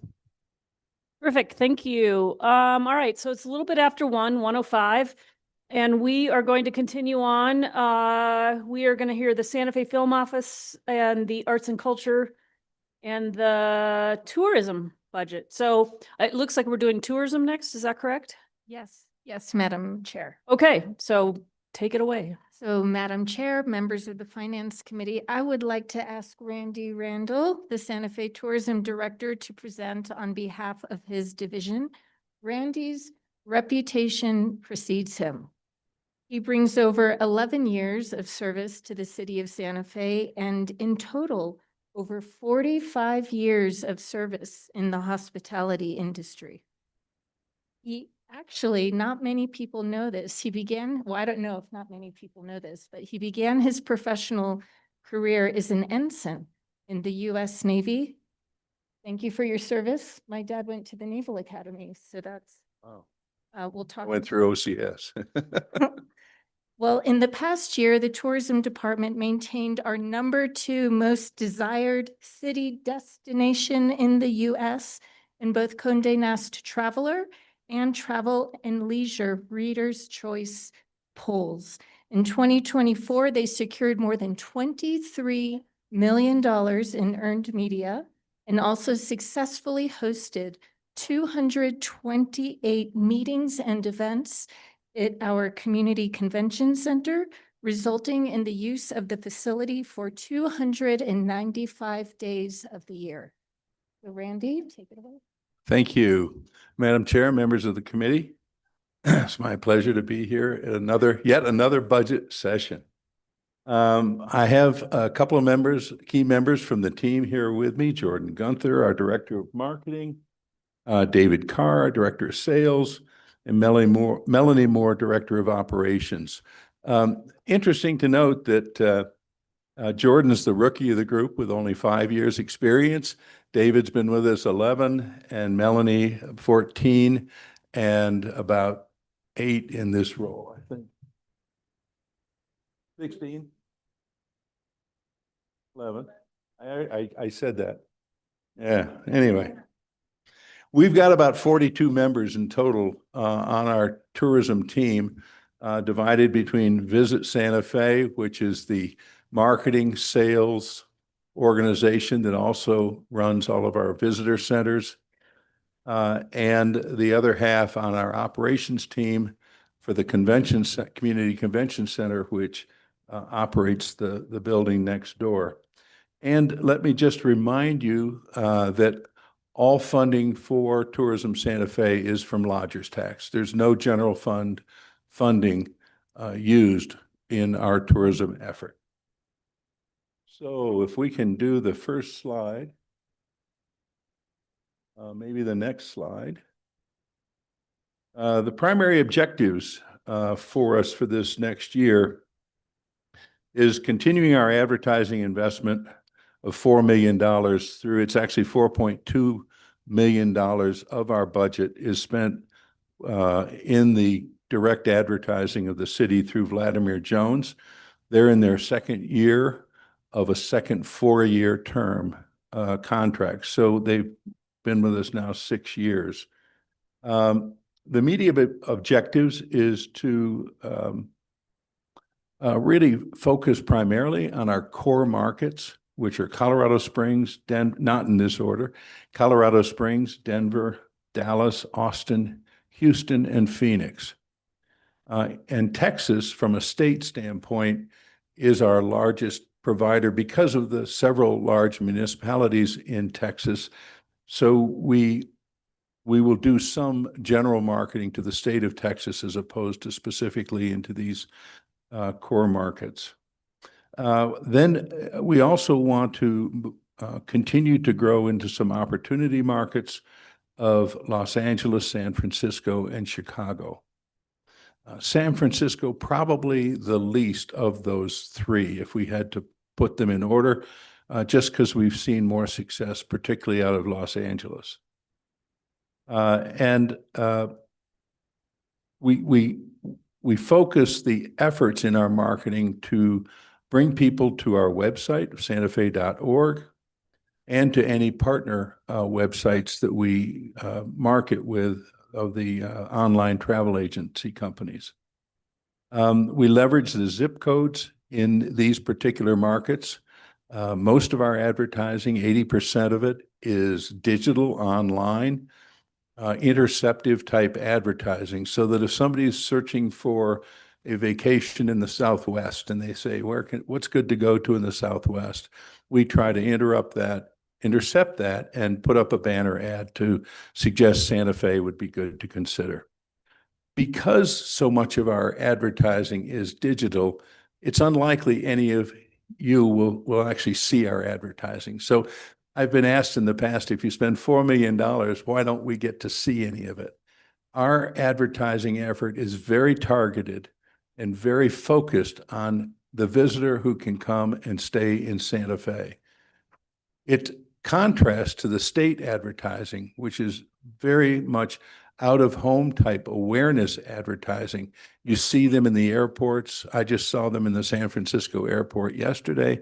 There was no call to action on it. Nothing made me want to come to Santa Fe or New Mexico other than seeing a pretty picture. So they feel there's a need for awareness. We think we're way beyond that. Santa Fe is very well known, and we need to be more focused, a little lower in the funnel in our marketing efforts.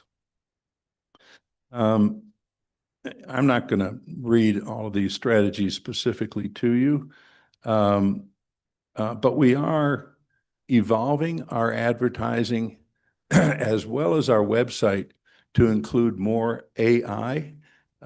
We don't necessarily want to be on the cutting edge of AI, but we want to be there as it's developing. So this next year, we'll have a chat on our website that will allow someone to communicate with our website the same way you do with ChatGPT, so that it would search the web and bring back answers, and we will be able to feed it with a lot of material as well to make it very productive. Next slide, please. A second objective is to continue our strong public relations emphasis through the Lou Hammond Group.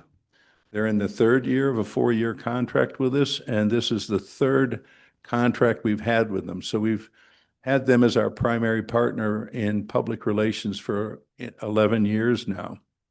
As was mentioned, during 2024, we generated $23.1 million of earned media value. The return on investment in this section is incredible. I think our total including personnel, our total spend on public relations is under $300,000, and yet we get this kind of exposure. It will not increase incrementally. If we were to spend $400,000 on the same effort, we'd end up with about the same results. So we think we have this really at the sweet spot.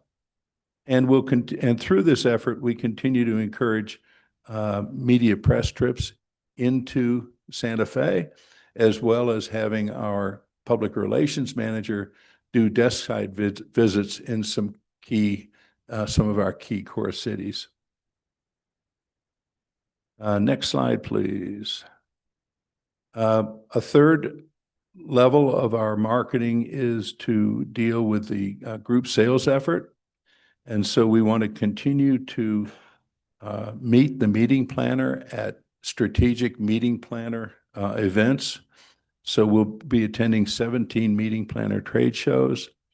And then we do attend 4 to 6 travel and adventure consumer shows, again, in either the core or the opportunity markets where they occur. And that's a one-on-one meeting with consumers. The consumers pay to come into these shows. So they're interested in travel. They're interested in giveaways. They have a wonderful time. And it's kind of amazing because in our core markets, which would be Dallas, Denver, and Phoenix, where we would attend these shows, we get a lot of, oh, we love Santa Fe. We haven't been there in a while. We want to come back.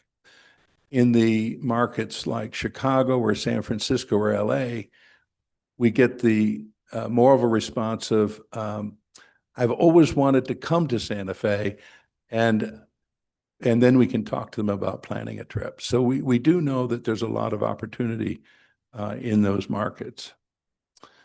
And this part of our Santa Fe hotel travel market, the convention business, has been slower to recover from the pandemic.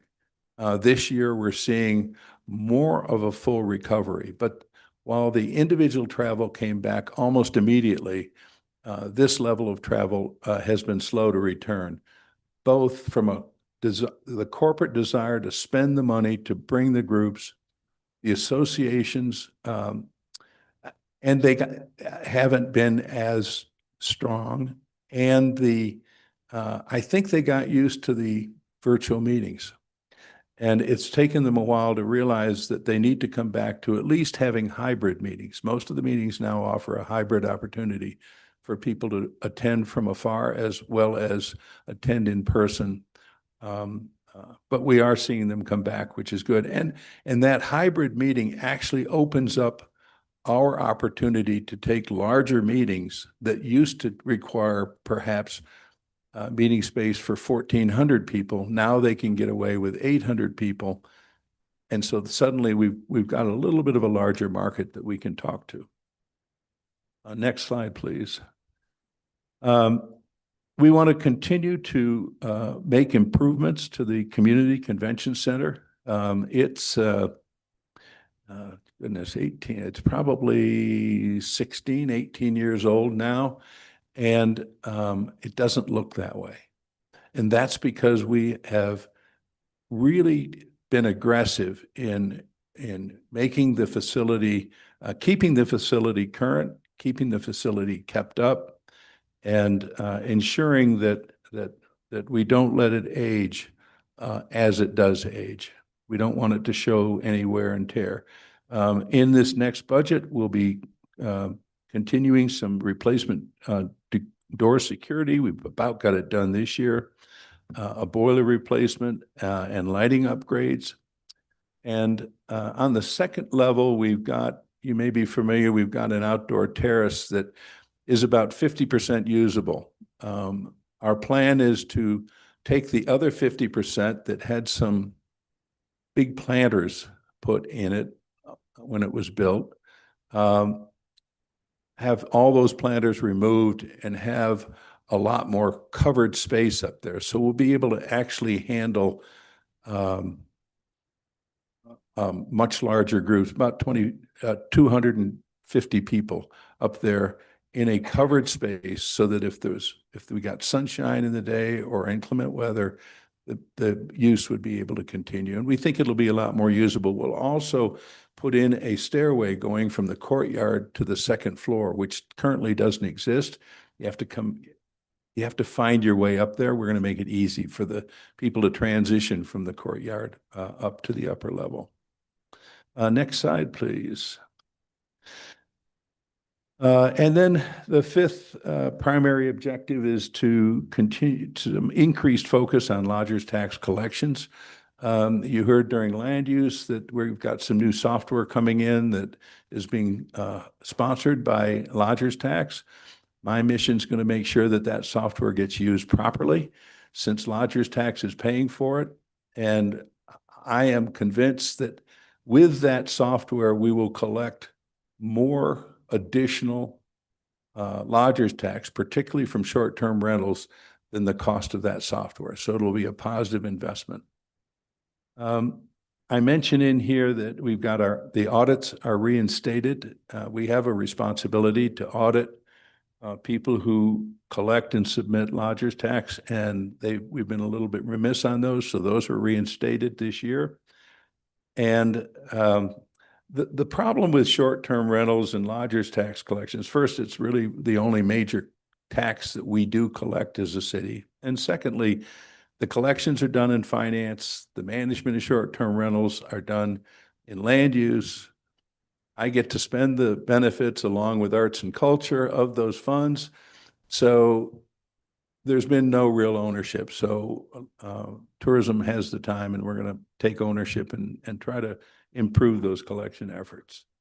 Next slide, please. Measurements of success will be our lodgers tax collections. We want to continue at the level we're at now, which is about $18.1 million per year. Pre-pandemic, to remind you, we had never exceeded $12 million.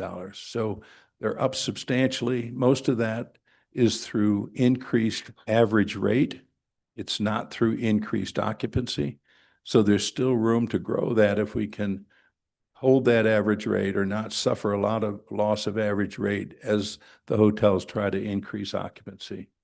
Our website visitation and again, that measure of earned media that we obtain through our public relations efforts. And I didn't put on there, but again, maintaining the facility next door and making sure that it is kept in pristine condition is another measurement, in my opinion, of our success. Next slide, please. The biggest risk to our visitation, it's pretty obvious, the unsettled economy right now. We're not sure if that's going to deter people from coming. The other side of that could be that, in fact, people say, I'm not going to travel internationally this year because of the way things are going. I just want to do something unique right here in the lower 48. Let's go to Santa Fe. And so it could be good, but we don't know yet exactly how that's going to happen. The last time we had a recession, which I put down as number 3, the year in 2008, our lodgers tax collections for that year dropped by over 30%. So, and how the tariffs factor into it, I mean, they're kind of a part of this whole economic turbulence that we're in. So I don't need to say more. We have had a robust year for fiscal 25. And if I had to place my bets, I would suggest that we will maintain our level for this next year. Next slide. I thank you. We thank you. Questions from the committee? On my right, Councilor Lindell. Here. Now, Mr. Randall, I remember the day that you interviewed. I remember who interviewed me. Actually, Councilor Lindell and Counselor, will you use your mic? I'm sorry, it's not close. Counselor Ives and Brian Snyder. Yeah. And I always like the story that Councilor Ives was very involved with sister cities and UNESCO. And he wanted to know what you were going to do to bring Europeans to Santa Fe. And you said, it takes a very tall ladder to pick that fruit. And I never forgot it, and I know it to be true. So from your presentation, I think that the way this department goes about it so strategically and targeting the markets that we know are good for us, it makes all the sense in the world. It's hard to ask questions or make suggestions for me to this department. I mean, I've been hanging around here a while, and it's year after year after year. We're in the top 5 of this. We're in the top 2 of this, and I mean, it's astounding how focused people are on coming to Santa Fe. Now, is that because of the tourism department? I don't know. But I think that you guys pave the path and make it so when people come here, they get the experience that they think they're going to. Now, as far as the convention center goes, I couldn't begin to guess how many events I've attended in that center. And really and truly, not one time has it been problematic, or was there some big snafu with the facility itself? Not once. And Melanie, take a bow over that. That's an amazing, amazing thing.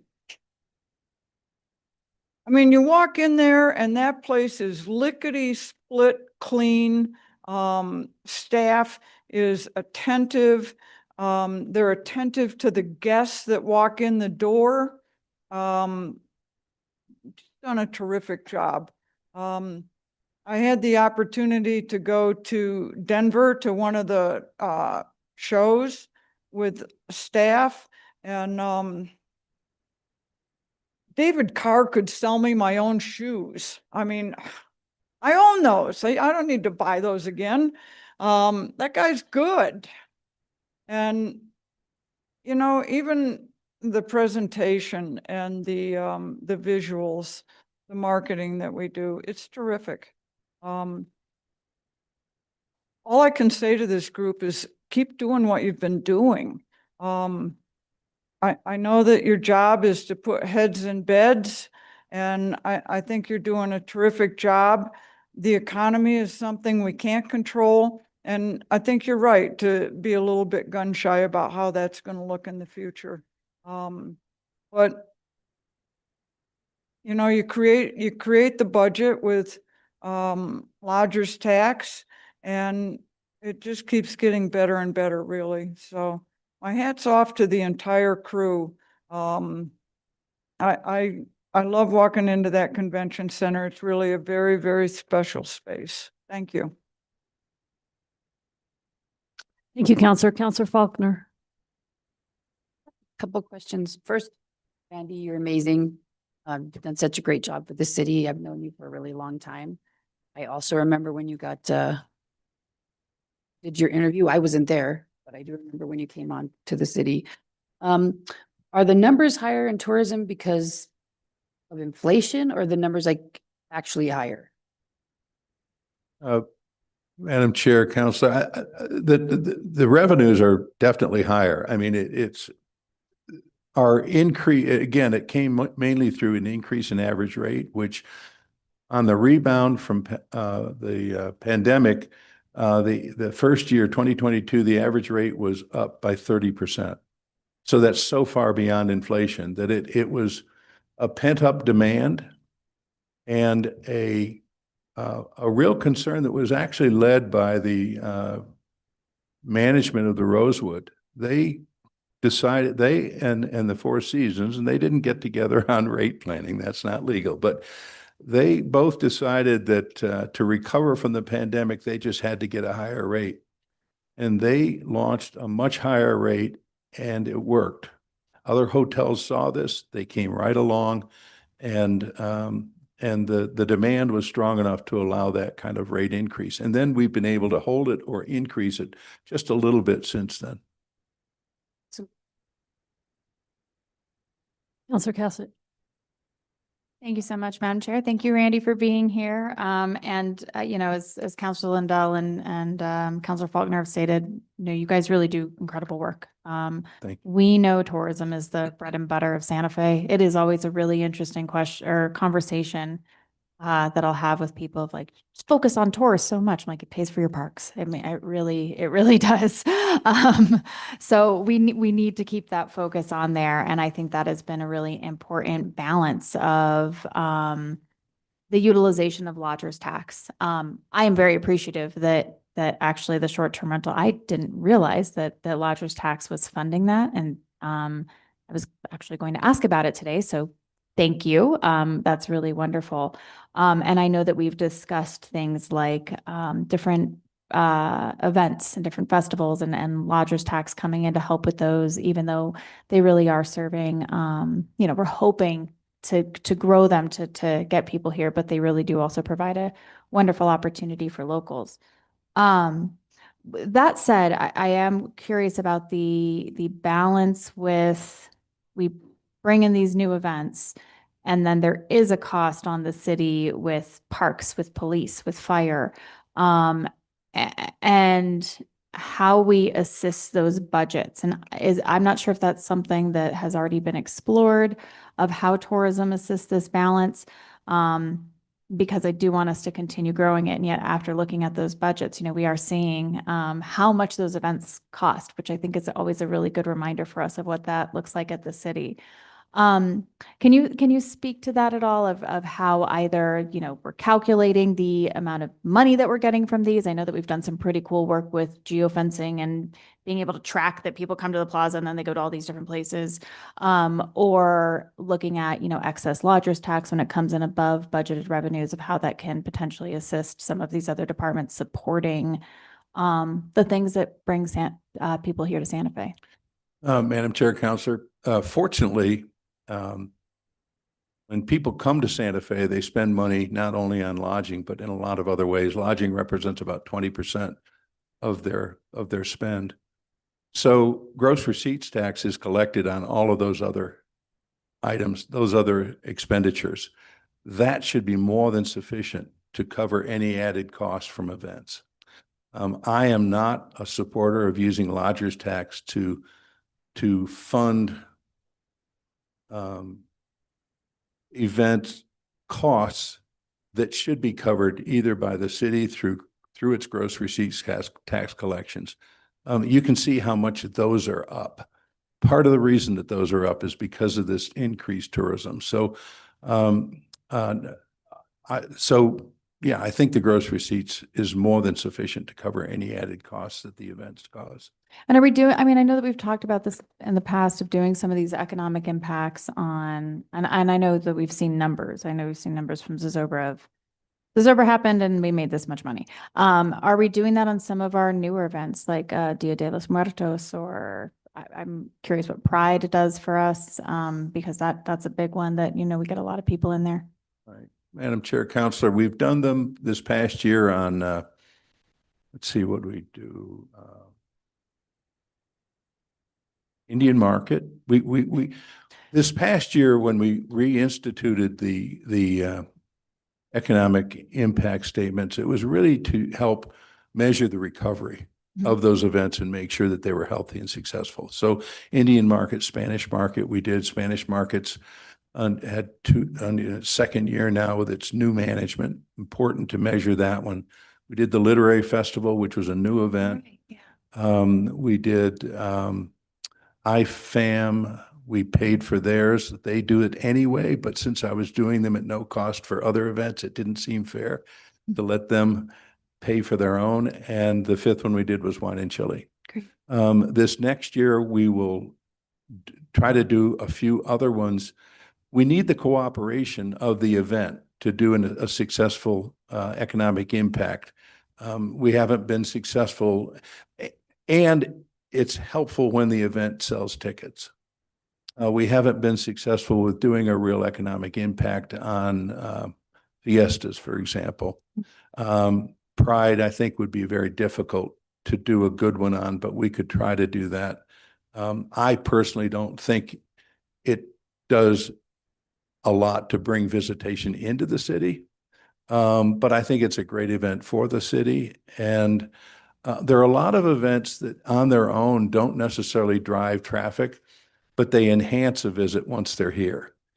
Someone might not plan to come for a particular event, but because they're here and they hear that there's a jazz festival going on, they go, wow, I can attend that now because I love jazz. And so our big events attract business. Our smaller events make a visit more exciting and a more memorable experience. And this is what keeps people coming back and back. I didn't mention, but the last time we did a survey on repeat business, 70 to 75% of the visitors to Santa Fe every year have been here before. Oh, wow. Some Some people visit 3, 4, 5 times a year, but and those are not second homeowners. So only about 20 to 25% of our traffic coming in every year is new business. Interesting. That is interesting. Well, glad to hear people are enjoying their time here. So I'm also curious, we've mentioned the economy and obviously this one is a big one for us because of the fact that we are so dependent on what's happening in the rest of the country and the rest of the world, the rest of the region. And as we're talking to, now I'm not a professional in this, you guys are, and you speak with professionals, but I'm thinking about some of the challenges that people are going to have with travel and how we potentially take advantage of those. So if flights get really expensive, do we then target our markets more at people that are within driving distance of us? I mean, I know for spring break, we drove to Phoenix and we chose Phoenix because we could drive there as opposed to San Diego where we'd have to fly. Or the whole, if people can't go international, Santa Fe is not like the rest of the country. We are international within the states. So how is that kind of maneuvering going to happen as we maybe have to change tactics or not even have to change, but see an opportunity to really enhance based on what's going on in the rest of the world? Madam Chair, Councilor Cassett, you can tell our core markets are all drive markets anyway. Our opportunity markets, well, with the exception of Houston. Houston is a little far for drive, although some do. Our opportunity markets are more the fly market. So we'd have to look to see whether we would want to heavy up there or if we actually would heavy up in our core markets and just live off of those.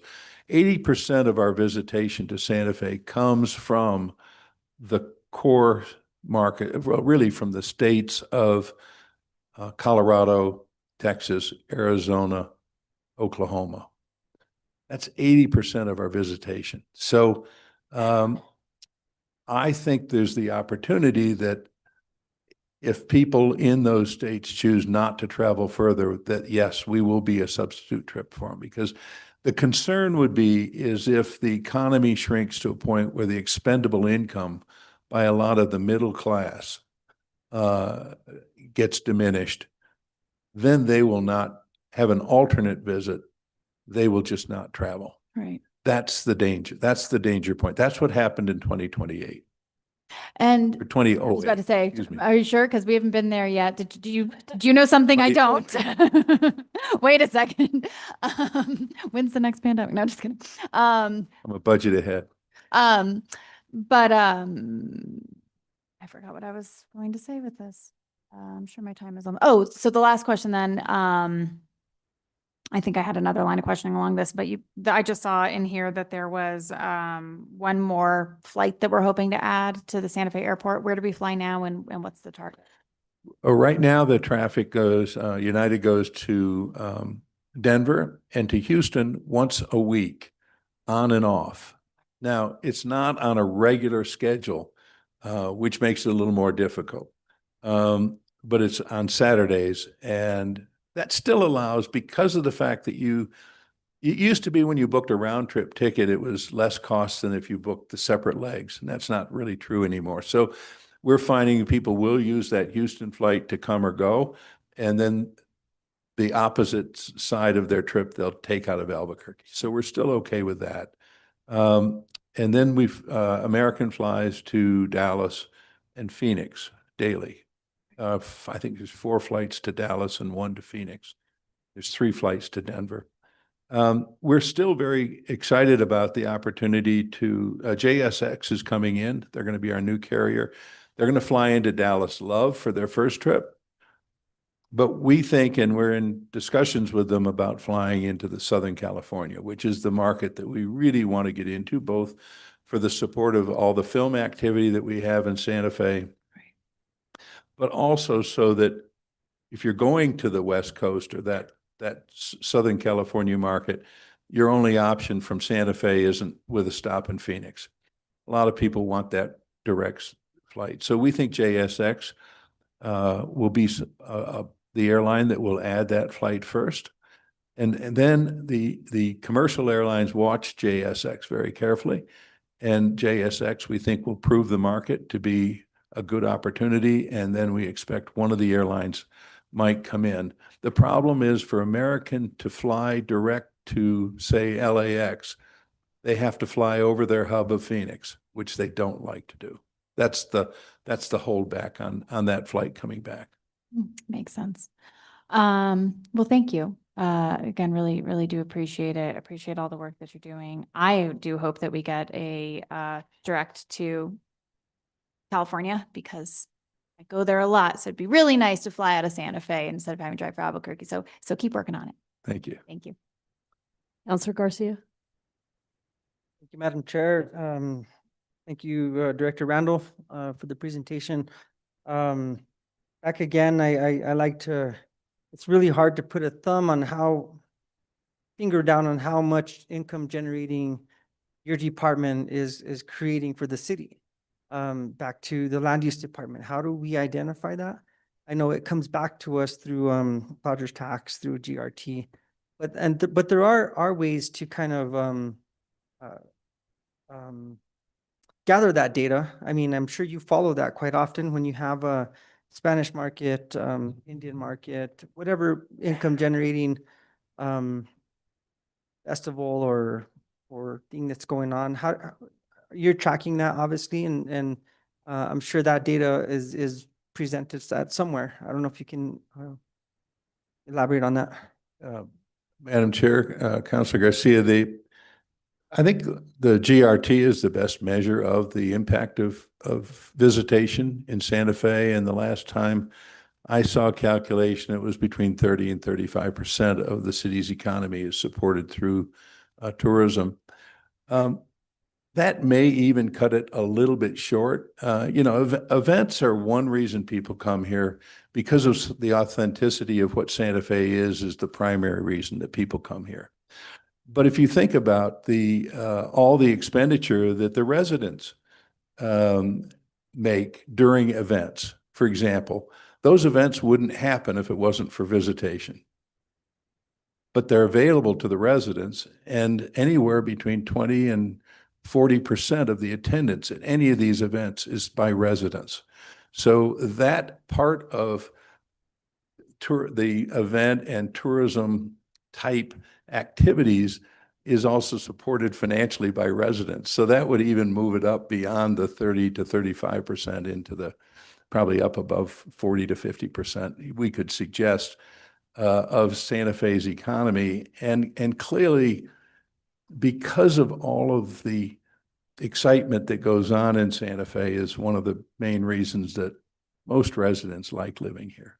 So I think we add more than just financial benefit to the economy, through the economy. And I'm glad you said that, and I'm glad you also alluded earlier to some of the events are generating a lot of income back into our community. Others may not do so much, but they do contribute to the ambiance. They contribute to the beauty, how beautiful this city really is, its historical value, its culture, and I think many times you people come here and they just, man, they're in awe with how rich it is here, and I think that's something not for us to not lose sight of. I think that as we support these smaller events, whether it's Fiesta or Pride. what's the other one for Halloween? Dia de los Muertos. Yes. And again, I think when we are having these events, and not only how we include our local community in that, I think it's, coming from a South Side representative, Dia de los Muertos, we have a huge immigrant community that would partake in that. And so I think those are all very important events to continue to support. So not really too many. I think maybe I'll have a question around our focus on where we're advertising. And I think you mentioned our big ones are Dallas, Denver, Phoenix. Is that correct? Yes, Dallas, Denver, Phoenix, Austin, Houston, and Colorado Springs. So Colorado Springs is I think the 7th most important city market for us. And people forget about Colorado Springs, but it's a very growing community, and it's an hour closer from Denver. So, yeah. I guess the direction I take on that is as you are expanding into looking into other areas, and I'm sure your marketing team is probably on this, but are we utilizing data like through geofencing? As Councilor Cassett said, I know one of the big reports I see when Zozobra is happening is they're collecting all this data. I know a lot of it is you can gather at minimal cost or no cost, but there's some that you purchase and things of that nature. You too would see where that investment would go, and that targets where we need to be, maybe putting a little more advertising. I don't know if that's something you all have looked into. Yes, Madam Chair, Councilor Garcia, we subscribe to 2 data sources. One's called DataFi, and a second is called Placer AI. And between the 2 of those, we get a lot of, we can use them to geofence. The amazing part is you don't even have to geofence in advance. I can, after the fact, geofence something, and it will give me a good indication. It's not exact, but a good indication of what the attendance was at any particular event or what the traffic was through that. You mentioned on the support of the smaller events. It's interesting that through our OTAB grants, the Occupancy Tax Advisory Board has a fund of $150,000 of grant money that they can issue for marketing for events. And they go to the smaller events, or they go to startup events, or they go to a larger event who's expanding what they're doing. But none of those dollars can go to an existing event that's just doing the same thing year after year.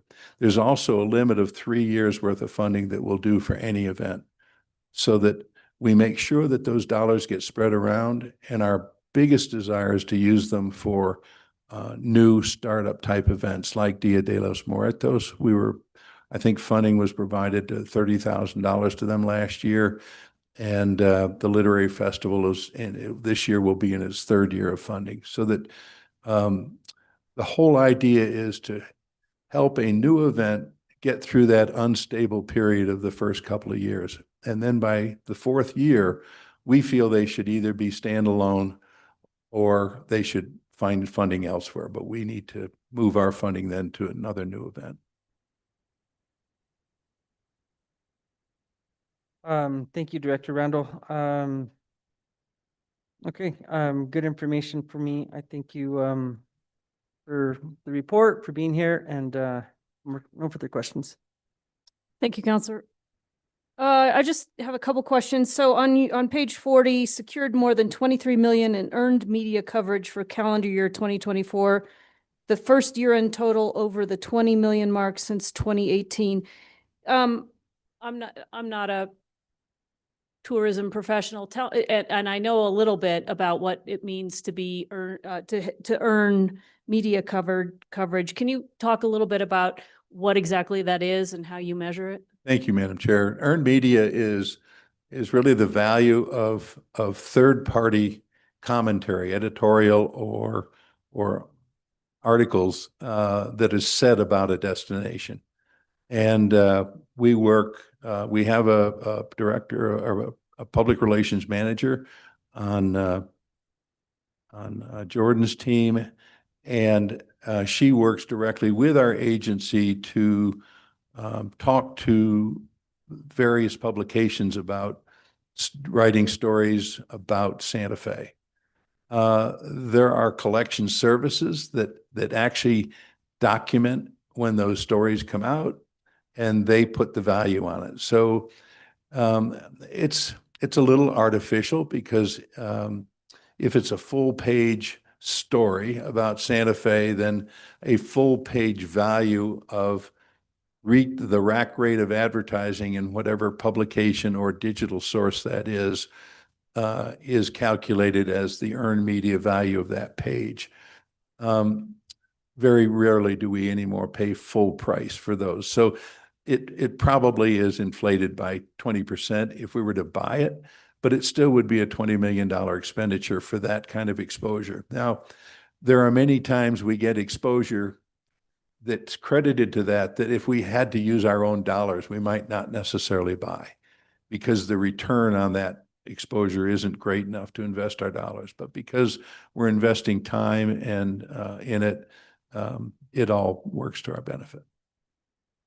Okay, thank you. I know how to geofence a shopping cart, but I don't know how to geofence a visitor. How does that work?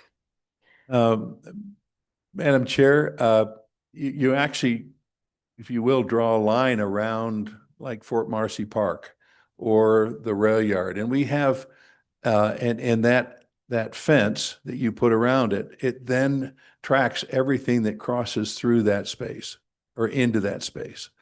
And it uses cell phones to monitor that traffic. And then there's an equation that takes what traffic comes into it by the cell phones that are registered with that data source. They then can extrapolate that to become to a total number. And that's where I'm saying there's a little bit of magic and guessing in it. But, and we have some areas that we keep geo-fenced all the time, rail yard, plaza, and Fort Marcy Park, and Cerrillos Road, for example. So it lets us, this data will allow us, for example, we can see where the visitor on Cerrillos Road, what they do in Santa Fe, and we can see if that's any different than what the visitor that stays downtown does. We can see when visitors come in from our outlying hotels, which and we can see what our traffic in the whole city is. For example, this last year, we had just over 3 million visitors to Santa Fe. 2.2 million of those were overnight visitors in the city.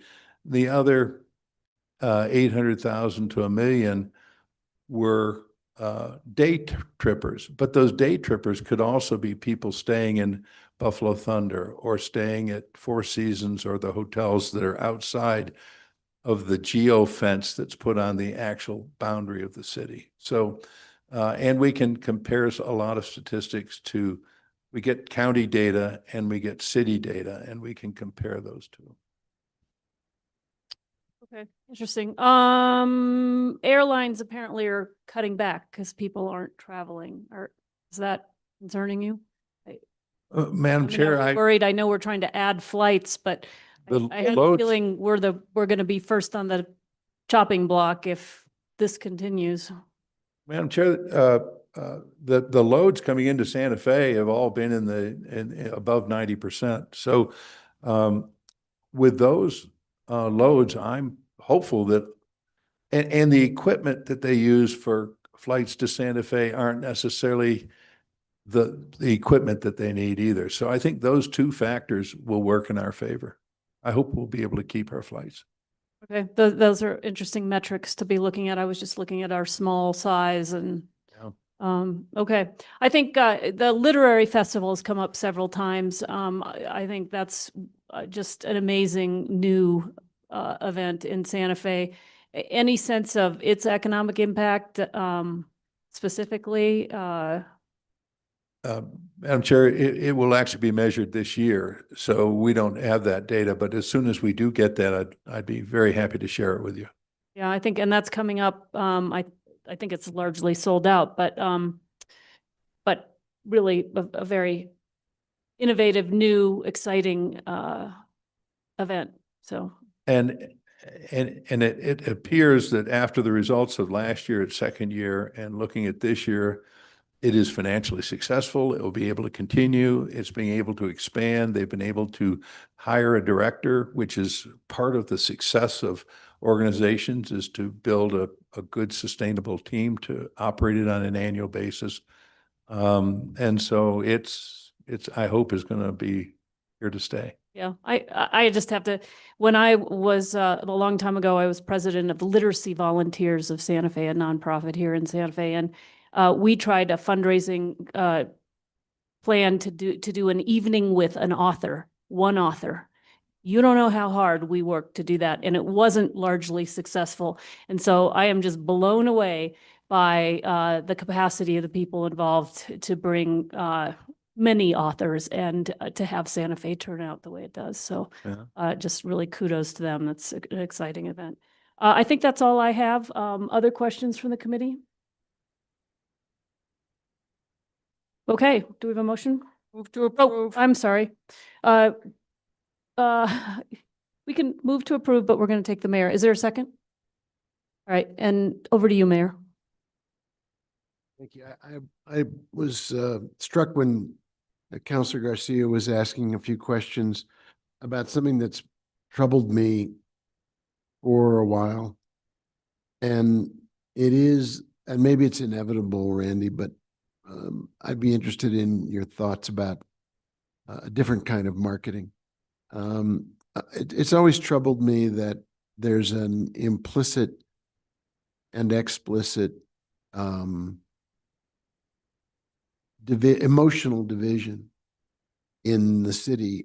The idea that somehow tourists get first-class service and residents are an afterthought, and somehow it's not all in the service of the same Santa Fe purpose. I know that, and you and I have had this conversation repeatedly. One of the reasons that we're able to do so many things for the residents of our city as a government is because of the outstanding reputation we hold among people who don't live here, who want to come and participate in an event or just be a visitor.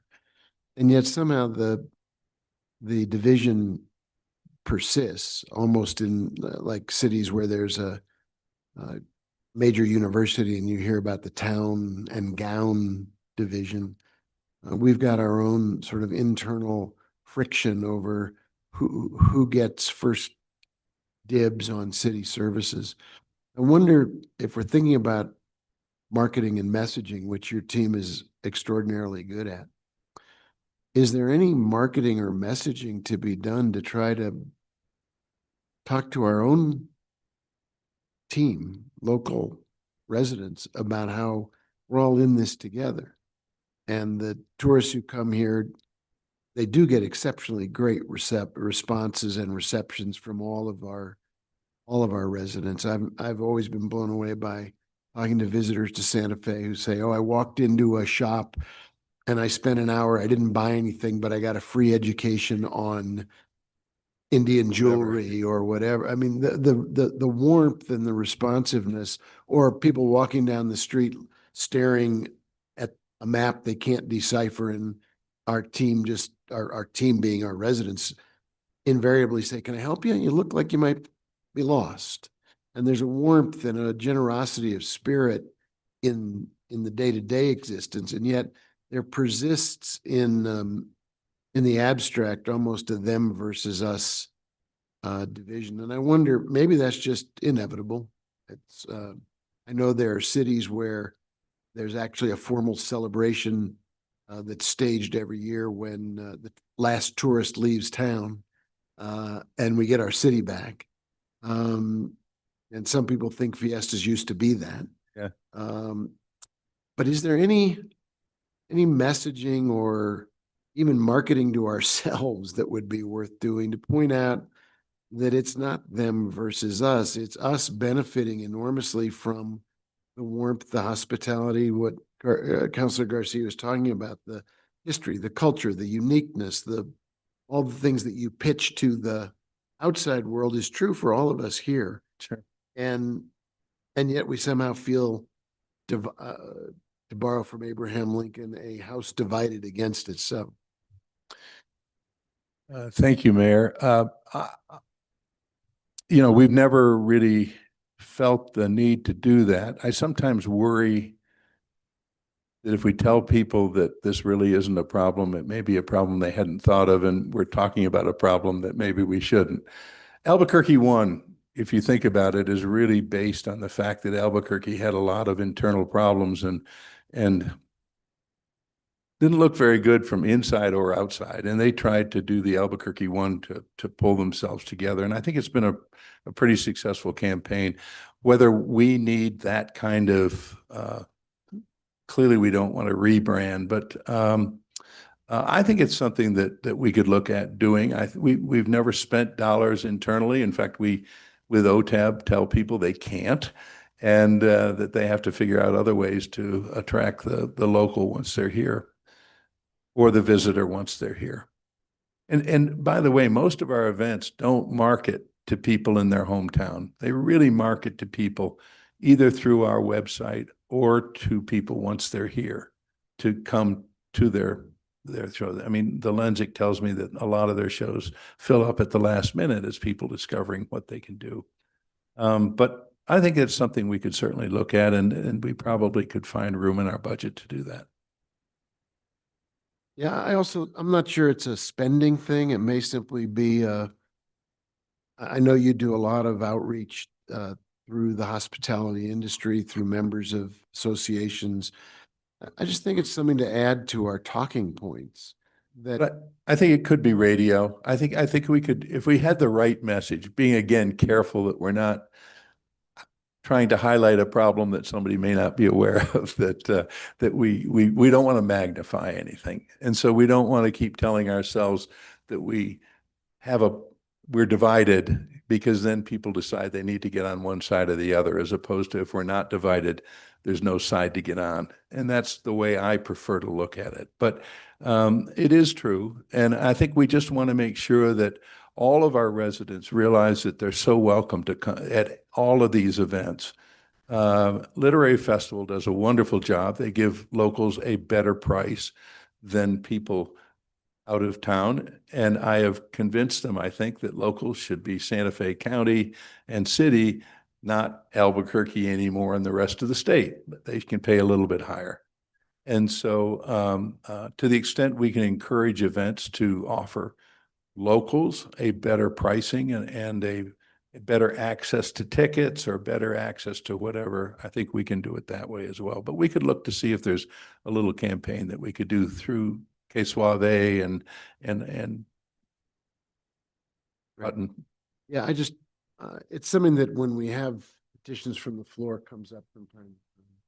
And I write those notes down to myself, and it makes me shake my head a little bit in kind of a sad way. Like, this should not be we need to be better toward each other and toward the economic realities that bring people here, the cultural realities.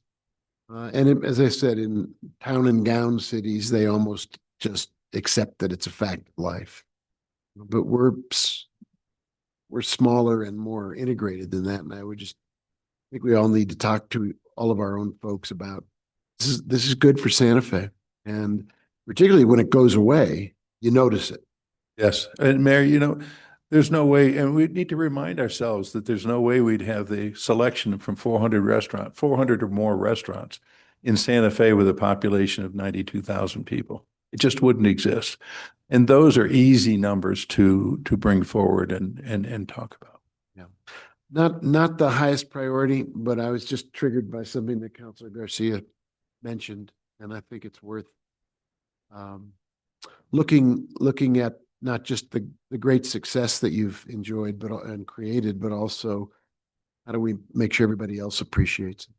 Thank you. Thank you, Madam Chair. Thank you. We are going to move on. If we could get a roll call, please. Certainly. I think we have a motion in a second already. I have a motion from Councilor Lindell and a second from Councilor Cassidy. Okay, Councilor Cassidy. Councilor Lindell. Yes. Councilor Faulkner. Yes. Councilor Lee Garcia. Yes. Chair Romero Worth. Yes. Motion passes. Thank you. All right, we're going to move on. Thank you for being here. Thank you for all the work. Really appreciate it. We're going to move on to the film office, I believe. Madam Chair and members of the Finance Committee, I would like to ask Jennifer Labar Tapia, the Santa Fe Film Commissioner, to present on behalf of her division. As you know, Jennifer is our Santa Fe Film Commissioner and has served the Santa Fe Film Office, which is a joint city and county office, for nearly 9 years. In total, though, Jennifer brings over 22.5 years of public service to the city and county of Santa Fe. She's well regarded across the Southwest and is an effective leader who has Sherpa'd many people working at all levels in the film industry. We are so excited to welcome her to the Community Development Department. This year, the Santa Fe Film Office maintained its industry domination. Jennifer's going to tell you all about it. She has some great data to share with you. They also hired a film coordinator and launched a new interactive online locations directory, which is really exciting. And one thing I'm really proud of the Santa Fe Film Office is they prioritize trainings. They prioritize partnering with local institutions like the Santa Fe Community College, Stagecoach Foundation, and even the NYU Tisch Film School and IAIA to create training opportunities for New Mexicans at all levels of the film industry. So Jennifer, take it away.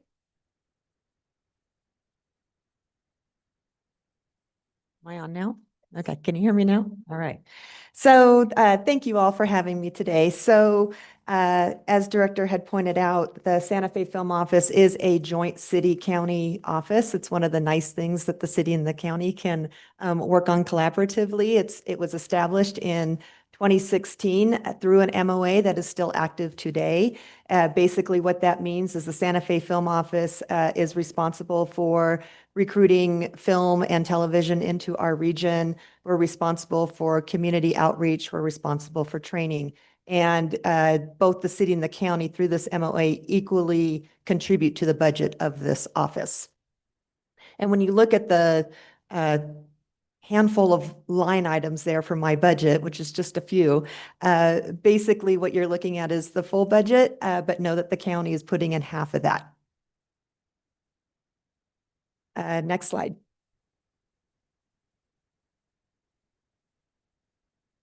So as Director had alluded to, Santa Fe is still at the top of best places to live and work as a filmmaker, excuse me, in all of North America. That's Canada, United States, and Mexico. And this is a ranking that's done every year by Movie Maker Magazine. It's one of the trades. And they look at a handful of it's a huge rubric that needs to be filled out every year, including site visits. We bring the editor out to see Santa Fe for themselves, and they look at all of our resources. They look at our crew. They look at how strong our incentives are. And Santa Fe now took the top ranking in the small city category for the third year in a row. So we've had it now in 2025, of course, in 2024, and then 2023. And Albuquerque actually hit the top ranking for the large city category. So their large city category, they're in with Toronto and Atlanta and a lot of those big markets. And so to have both Albuquerque and Santa Fe hitting that #1 mark, it just shows how with this film corridor, they call it, that we partner well together, and we combine our resources to make us a top filming destination. Next slide, please.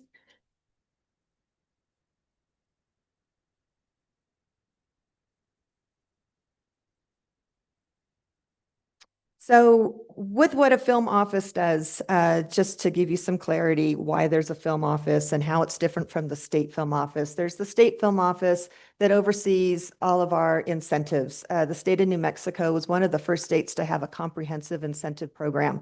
The state film office is responsible for keeping those incentives healthy, keeping them strong, keeping our elected officials at the state level educated on why we need incentives and what they do. And then they also are responsible for promoting the state as a desired filming destination. So when you have these regional film offices, like you have Santa Fe, Albuquerque, and Las Cruces, we are dedicated film offices. We have enough film production to sustain a full-time film office. Smaller municipalities, Espanola, Las Vegas,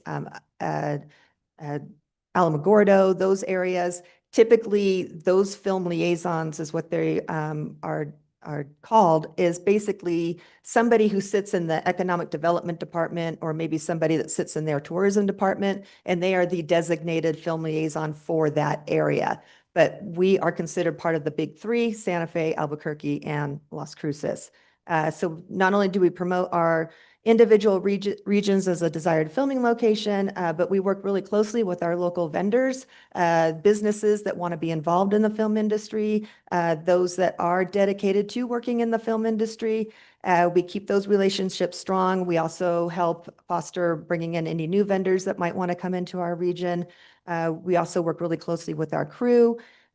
Permitting is done through our office, so all the day-to-day permitting. We're more the boots on the ground type office. So when there's permitting going on, we help with the day-to-day, whether it be city or county. This office had designed our own permitting system because we are unique being city and county. So when a production comes in and they need to pull a film permit, it's all done online, and no matter where they are, city or county, as long as they're in the region, they fill out this permit, everything gets uploaded, they put everything in that we need to see, and on the back end, on our end, we can decipher who needs to see it, whether it be the city fire marshal or the county fire marshal. Does it need to be sheriffs or does it need to be city PD? So we can control that on the back end. Everybody sees it, whether it be city, county, or both, and then we can get those permits approved, and we can get those done usually pretty quickly. A lot of times with film production, it was a little bit of a learning curve with some of the staff, both city and county, where they wanted 30 days out to pull a film permit. A lot of times productions don't even know 30 days out that they're even going to be wanting to be on the plaza, for example. And so staff has been exceptional in with that learning curve and educating them that we're not trying to be entitled. We're not trying to say, hey, we're filmed, this needs to happen. It's just the nature of the business. And so city and county staff have been very accommodating with our tight turnarounds and getting permits approved. We also are responsible for production scouts, introducing locations to maybe areas that the film production isn't familiar with. And we are working on a location directory. It hasn't quite launched yet, but we're in the process of it. We have a photographer on contract that's helping with photographing the city and the county and all of our resources that we have. And we already are working with a contractor called Real Scout, and REEL. So Real Scout is a proven directory that a lot of other film offices use. And so we already have that secured, working with Real Scout and tailoring it to the Santa Fe region and getting those pictures uploaded and everything live. Our goal is to have that done within the next few months. And it's something we've been working on for almost a year. So it's been a big project. And then also just the community outreach, education, and partnerships. We work really closely with the high schools. Just so you're aware, at Santa Fe High and at Capitol High School, we do have, and at NMSA, we do have a dual credit film classes so you take these classes now at the high school level, you'll have a dual credit that will take you to the Santa Fe Community College, and it will take you to the film program there. So we partner with the community college, we partner with the high schools to see the kids getting interested into film and then taking that career up to the community college and getting their degree in film. And we also work closely with IAIA, and we're working at the higher institution level with Tisch, the NYU Film School, which we'll get into that in just a minute as well. And we also are with our community outreach about how you can get involved into the film industry. That's a big part of this office as well. A lot of times people say, well, how do I even get into the industry? And I was just out in Gallup yesterday speaking on a panel and to McKinley County and to Gallup about film. And they had multiple high schools there from around the region. And one of the kids came up and said, well, I said, well, what's your interest in film? He's like, well, I really don't have one. This was just a field trip and it got me out of school for the day. And so I said, well, what are your interests? And he said, well, I want to get into construction. And so it's like, okay, well, set construction is very much a desired career in film production, and individuals at any age don't realize all the trades that this industry touches. So it touches, electricians and construction workers and plumbers even, and artists, with doing all the set decoration. If you love to shop, you could be a set decorator and get out there and shop for everything. And wardrobe and makeup and hair and, all these different trades that come into making a film production come to life. So sometimes people just don't think about that. And also this industry, it's not just reaching out to the youth, but it's reaching out to our veterans, maybe individuals that are just freshly out of the military and they're looking for a new career. Also, retirees are a huge draw because these individuals had a profession in their professional life. Maybe they were accountants in their professional life, but why not go on to be a production accountant, which we are in a huge need for. And so taking that profession that you had for the past 20 plus years, you can now bring that into production. So it's not just for the youth, it's for all ages that would like to get into this industry. Next slide, please. So with the new budget, what we're hoping to do is continue to expand the office. Since 2019, I have been on my own. So having a film coordinator now that we have just hired about a month ago has been life-changing for me, so to speak. In fact, he's out on a production scout right now, so I could be here with you all. And so expanding the office to help with all these initiatives is a huge game changer for us. We also are working with our northern communities. I look at Santa Fe as the gateway to the north for the film industry. So we do work really closely with San Miguel County and Las Vegas. We work closely with Rio Arriba County up at Ghost Ranch and Espanola, and even working with Taos. We're having some pretty active conversations with Taos right now because they don't have an official film office and they really need one. So just educating them on why they need a film office, what that looks like, how can we partner, work together. Same with Los Alamos. They just lost their film liaison about a year ago to retirement, and she was amazing. But how can we assist with Los Alamos in getting those destinations? Because with working with these northern communities, Santa Fe is still going to have a benefit with these individuals filming out in Vegas or filming up at Ghost Ranch. They're going to stay here. They're going to eat here. They'll probably be based here. They take what they call a second unit out to these other locations because it is expensive for to do big location moves. So we're still going to have that benefit by promoting our northern communities as well.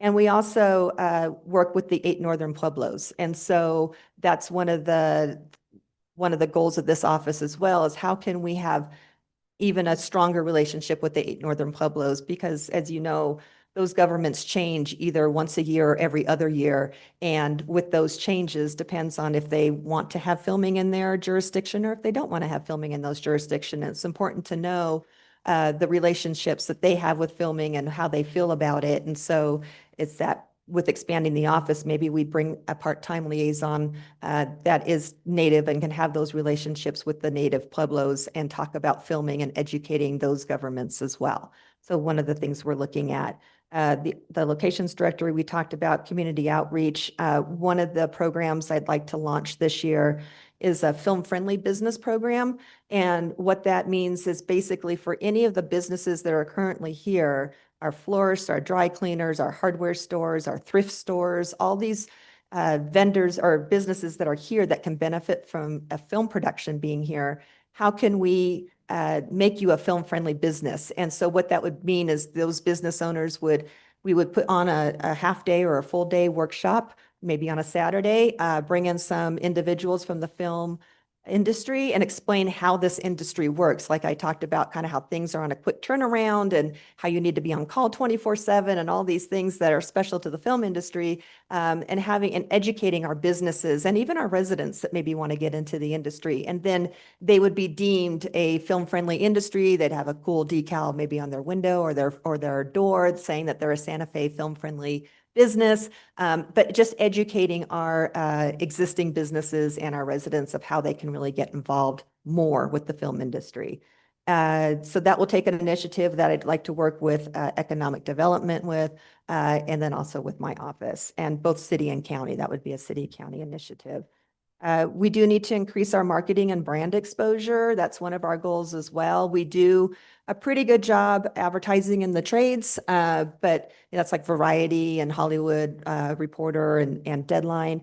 But, maybe even doing some advertising in some of the other airports about filming in the Santa Fe region and how can we expand our marketing. So it's something we're looking at for this next year. And then the partnerships that I alluded to earlier, the NYU Tisch partnership has been an amazing opportunity for us because what that was is this last summer. It's been something we've been working on for a couple years, and it came to fruition last summer. And what that is NYU Film School is one of the most prestigious film schools in the world.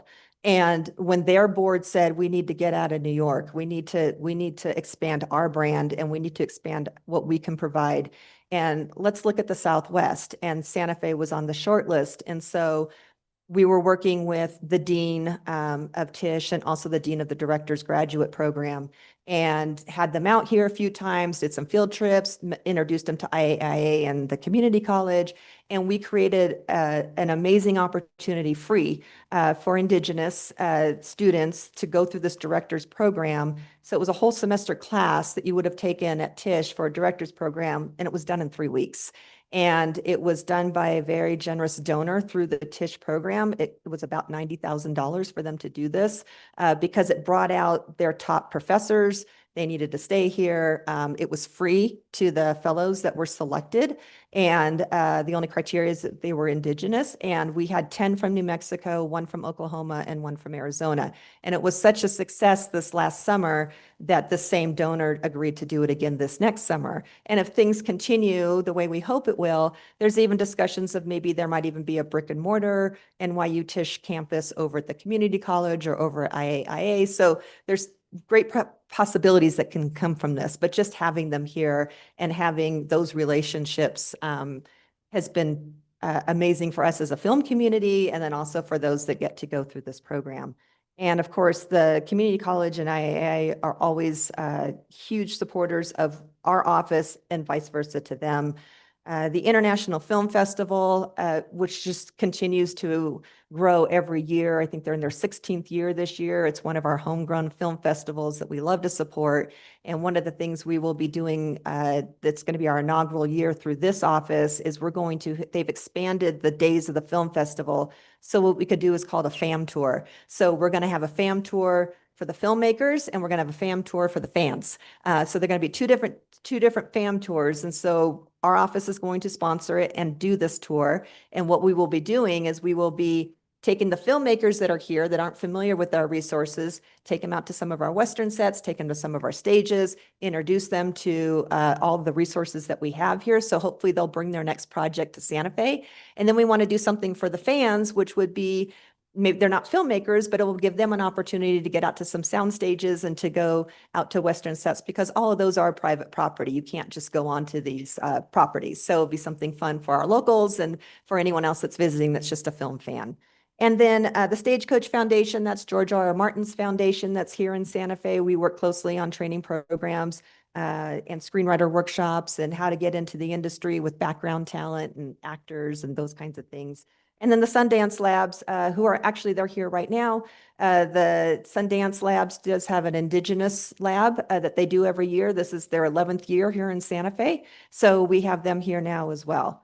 Our travel budget, that stays pretty much the same. And really what we do for traveling is it is a lot of meetings out in Southern California because that's of course where a lot of the studios are and the heads of production and the ones that make these decisions. And it's just to have those face-to-face meetings as opposed to a Zoom. So going out and having those meetings with our studios is instrumental in keeping relevant and keeping them reminded of why they need to come to Santa Fe. And then also I sit on a lot of panels throughout the state, so a lot of in-state travel as well, promoting the film industry here and how to get into it. And then film tourism, we can get into that. That's next slide, please. Oh, actually, I'm sorry, got ahead of myself. We've got the impacts of film, and I'll just go through this quickly. So the impacts of film, and these are numbers since 2016. So that's since this office was created is when we took these numbers. But approximately $4.6 billion has come into the New Mexico economy because of film. And that's about $1.6 billion that's come into just the Santa Fe economy. So that's about $200 million a year. Next line.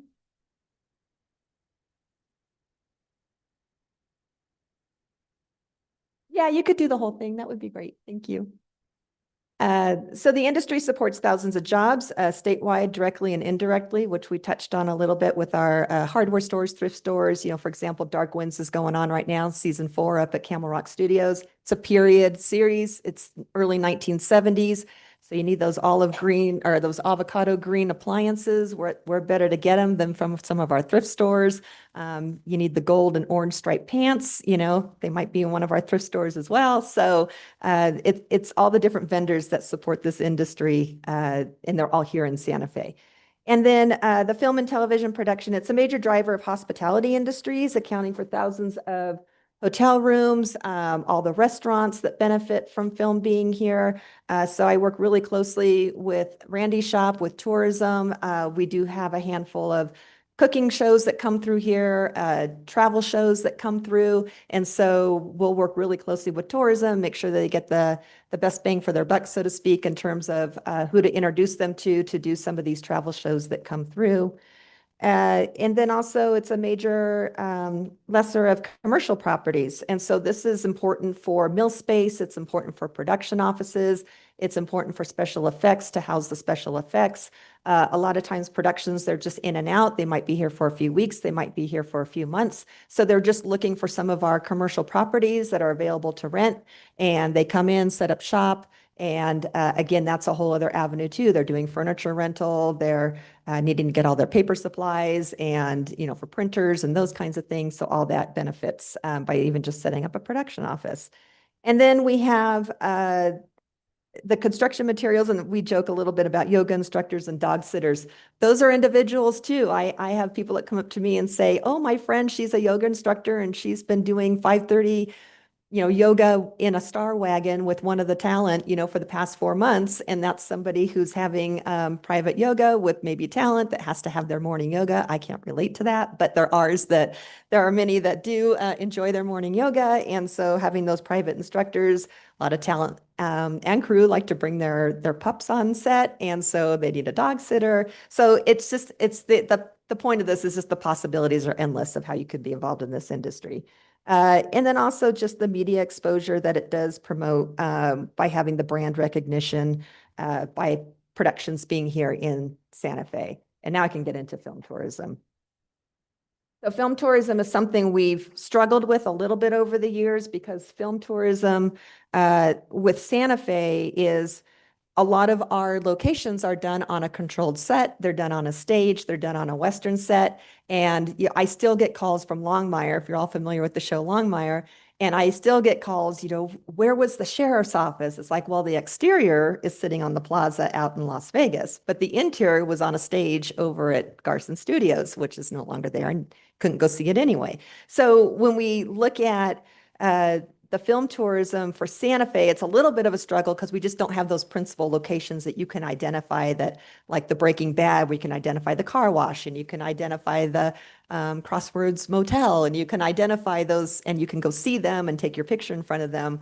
We don't really have that here. So, but what we do promote is our surrounding communities that do have those principal locations. So if you want to go to Walt's Cabin, it's up in the Valle. You want to go to Walt's exterior sheriff's office, go over to the plaza in Las Vegas. They're staying here, but there'll be day trips maybe somewhere else. Same with Oppenheimer. Even though a very small amount was actually filmed in Los Alamos, a lot of it was in Santa Fe and a lot of it was up at Ghost Ranch when they built Los Alamos pre-World War II. It was all done up actually up at Ghost Ranch, and that set still does exist, and it is open for tours if nothing else is filming up there. So we can tell people where they can go see some of these iconic locations, but we'll still have the benefit here.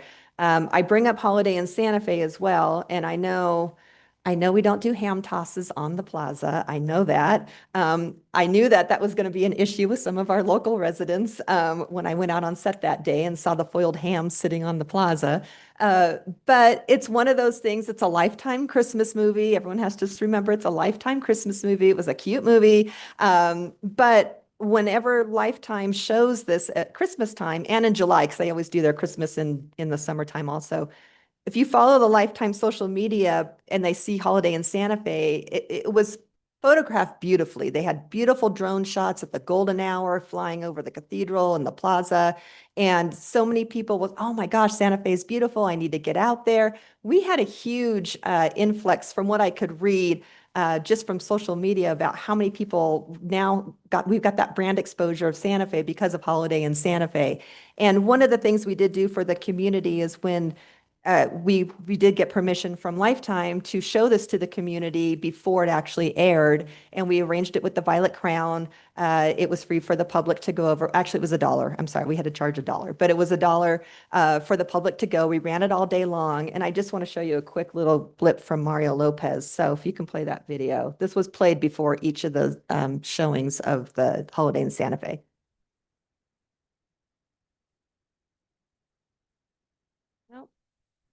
Okay, basically what he's saying is that it was just like a 15-second blurb. But basically what he was saying is that he really enjoyed being out in Santa Fe. He enjoyed the food. He enjoyed the people. He really wants to come back and bring another project. But this is kind of to the point we were talking about with our residents and how they feel about some of these industries.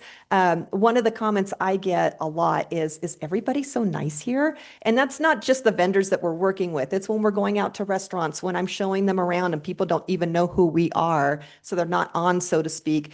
They're just being their authentic selves. And I hear that all the time from productions, that they love being in Santa Fe. There's something about the air here, and everybody is just so nice and so kind. And that's always something really nice to hear. And then with Mario Lopez here for 2 months, he's also the host of Access Hollywood.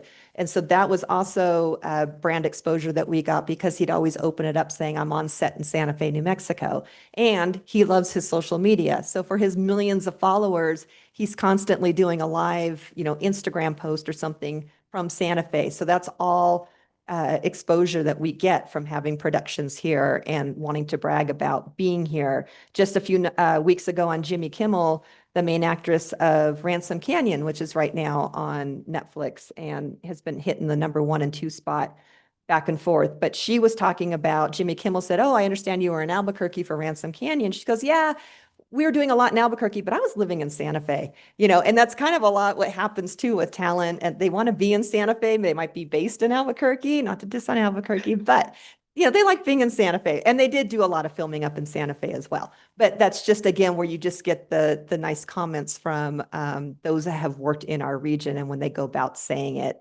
is huge for us. And it's very much a word of mouth industry, this industry. And so if they have a bad experience here, they will tell their counterparts at other studios.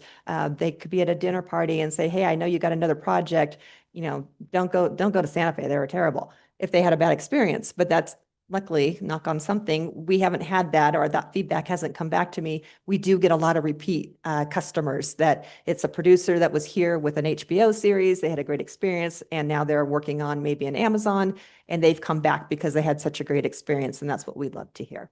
And next slide. Next slide is really just saying, that's it.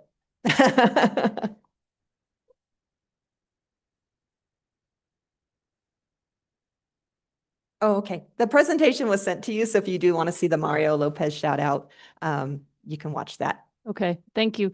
I think this is your first appearance in front of the Finance Committee on the city side, even though you've been working for the city and county for a long time. So very thorough, very interesting to kind of go into what your office does, and certainly know film is a big economic development driver in this area, and so very interesting to get this briefing and a snapshot of the kinds of work you're doing. So thank you for being here. Thank you, Madam. Councilor Lindell. Thank you, Chair. Thank you for being here. Least we forget that film Ideal Home that Mayor Javier Gonzalez was in. I always like watching that. Wow, that was some presentation. Thank you very much. One of the things that you said was on the agenda for 2026 is a location directory. That's really interesting. How is that being put together? Because there's only 2 of you. Right. So Madam Chair, Councilor Lindell, so a locations directory is one of those, it just gives a great screenshot of all the different looks that Santa Fe has to offer. Right now, the state, and I've had to lean on the state film office for their industry directory. It's good, but it doesn't give as much of the locations that I would really like to highlight for our region. So we did bring on a photographer who's in the industry last year, and he started this last fall. So we're getting all the seasons represented because I didn't want him just to show what everything looks like in the wintertime, because we all know how it looks so different from winter to summer. So it is something that's been a year that it's going to take to really get all these images uploaded. But what we've, of course, there's all of our resources. There's our Western sets, and then there's our stages that will be in there. But then also our streets, you know, we really look at, why don't we have more car commercials here? Why don't we have some of these other commercials that we think could really benefit being in Santa Fe? And so having some of those iconic, you know, when you're going down State Road 41 down to Stanley, that's just one of those great open roads, that's that long road, you know, it'd be a great car commercial or a great something. And so to capture what kinds of roads we have, the landscapes we have, so we're hitting the Alpines to the high desert and everything in between, because we do double as a lot of different locations. We double pretty much as everything but a big city, which is fine. We don't want to double as a big city. You can go get some tight shots down in Albuquerque and double as a big city. But we can double as Middle East, as Montana, Wyoming, Texas. We double as a lot of different regions throughout the world, actually. And so to capture all that in this locations directory has been the task of this photographer who does come from the industry, so he understands what it is that we're looking for an industry directory. And then also it's going to have another feature of this through Real Scout. You can also, as a resident of the area, you can upload your own photos of maybe your ranch. If you've got a ranch, you've got a pasture, you have an old barn sitting on your property, you've got something that could be the middle of nowhere. A lot of times we need a gas station or a cafe in the middle of nowhere, and we can use your land to make that happen. So it will be also an opportunity for residents to upload what they want to share, and then people can find them through that as well. Find out about that. It's going to be a big marketing push that we'll do through this office. So once we launch it, we'll make sure that we do market it, and we'll get in touch with our reporters. Of course, we'll have it on social media, and we will let everybody know that this is an opportunity for you to register whatever it is you want to register, even vintage cars, you know, anything that you think could be interesting for a film production, you'll be able to upload that onto the locations directory. That's terrific. I think that's a wonderful, wonderful project, and also getting people involved. So that's all I have, Chair. Thank you very much. Thank you, Councilor Faulkner. So I have a question. Las Cruces got a sizable funding from the state for their film. So did that have an impact on us at all? So, Madam Chair, Councilor Faulkner, with Las Cruces, because they are so far away from us, they're not considered the kind of the powerhouse corridor with Albuquerque and Santa Fe. And so I know the state they do a good job with trying to share this industry with the whole state and whatever's going to make sense for different regions of the state. So we just had this conversation in Gallup yesterday with some of their elected officials as well, about what's going to work. And, you've got to figure out what's going to work for your region. And so they do have strong support from some of their senators that are very involved with film down in the Las Cruces area. They work really closely with Texas, being right close and in proximity. And so they look at how can they help that part of the state with film production. So we're holding our own in kind of northern New Mexico and with Albuquerque. So I think it's just the state's way to say, we see you, Las Cruces, and they're trying really hard to bring up their film industry down there because they do have their struggles because it is, they don't have the crew base like we do. They don't have the resources like we do. So it's how they can help contribute to that part of the state. And has the state supported the Santa Fe Film Office? Madam Chair, Councilor Faulkner, yes, they have. Okay, thank you. Councilor Cassett. Thank you, Madam Chair. Thank you so much, Jennifer, for being here. I feel really fortunate because I have seen you a few times through quality of life, but also economic development. If you can maybe send the committee the sizzle reel, that was always fun to watch. And it, kind of gave a snapshot of all these different projects that have been done in the area. So very glad to have you at the city. It's exciting to now be working with you in closer proximity. One question, you mentioned that we can't double as a big city, but we're doing the New York City backlot at the community college, correct? Yes. So, Madam Chair, Councilor Cassett, yes. We are working on a backlot city project right now with the community college. We've already broken ground on it. What that means is we don't have it's going to be a New York City backlot. So not with the tall, it's like a brownstone type New York City backlot. And so we've already secured funding from the county through some of their ARPA funds, and they've committed $1 million toward it. And then the city also when we went through our one-time funding, has put $250,000 toward it as well. So we're chipping away at it. It's about a $4 million price tag. So we're already it's going to get us through phase 1 and hopefully phase 2. And it's an exciting project because not only are we going to have the only New York City backlot set available in the state. Netflix does have one on the Netflix stages, but that's only really for Netflix projects and not everybody gets to use that. So with us and how we're unique also is we're open to everybody, no matter if you're a Nickelodeon, if you're a cooking show, if you're Disney, whoever you are, you can use any of our stages, any of our resources. It's not subject to just one studio.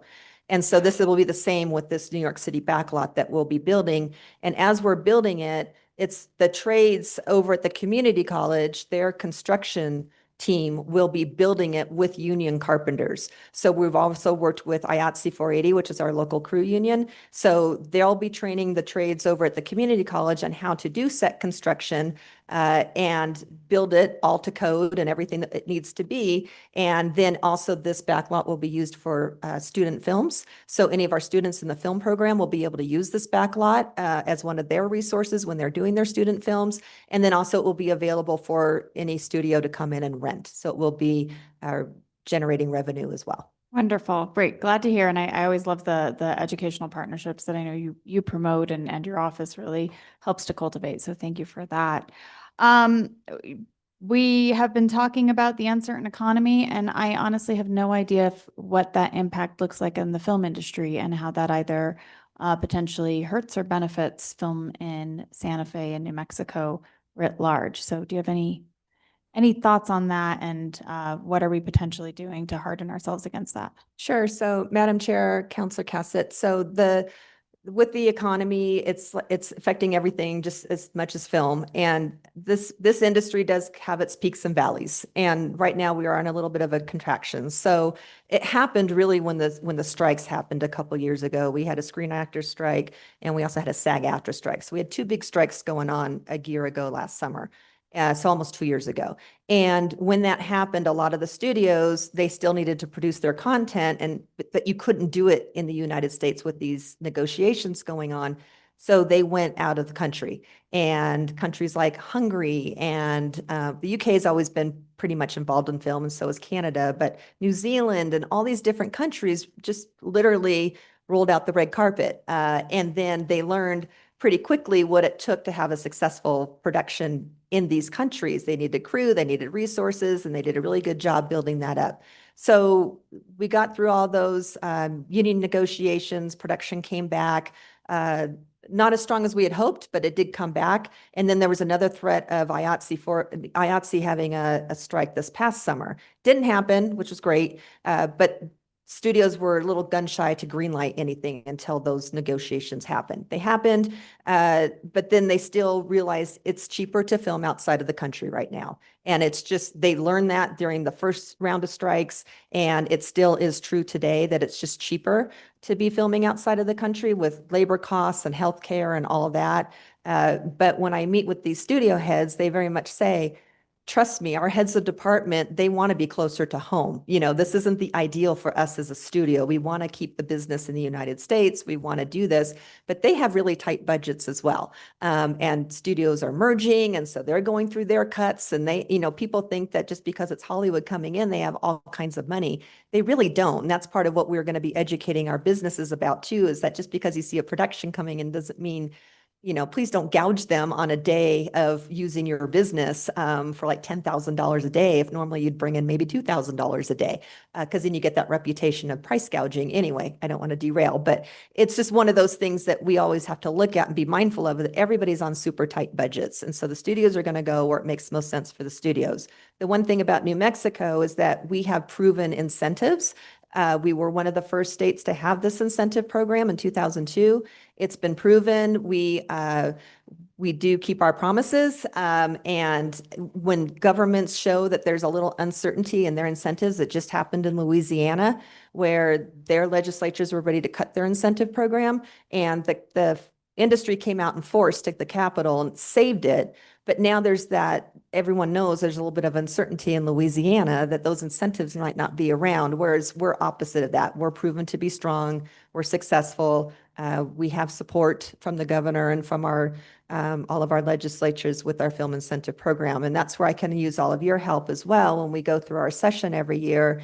And film incentives, if it comes up, let's talk, you know, with our lobbyist, and we can all talk one-on-one, and I can talk to you more about what the film incentives mean to us and why it works, and maybe the pros and cons of them, because that's where it's important to keep those incentives strong. So between the county commissioners and our city councilors to help keep that strong at a local level is huge. Well, wonderful. Well, thank you again so much for your work. Really glad to have you at the city. And thank you for being here today. Thank you, Madam Chair. Councilor Lee Garcia. Thank you, Madam Chair. Interesting topic.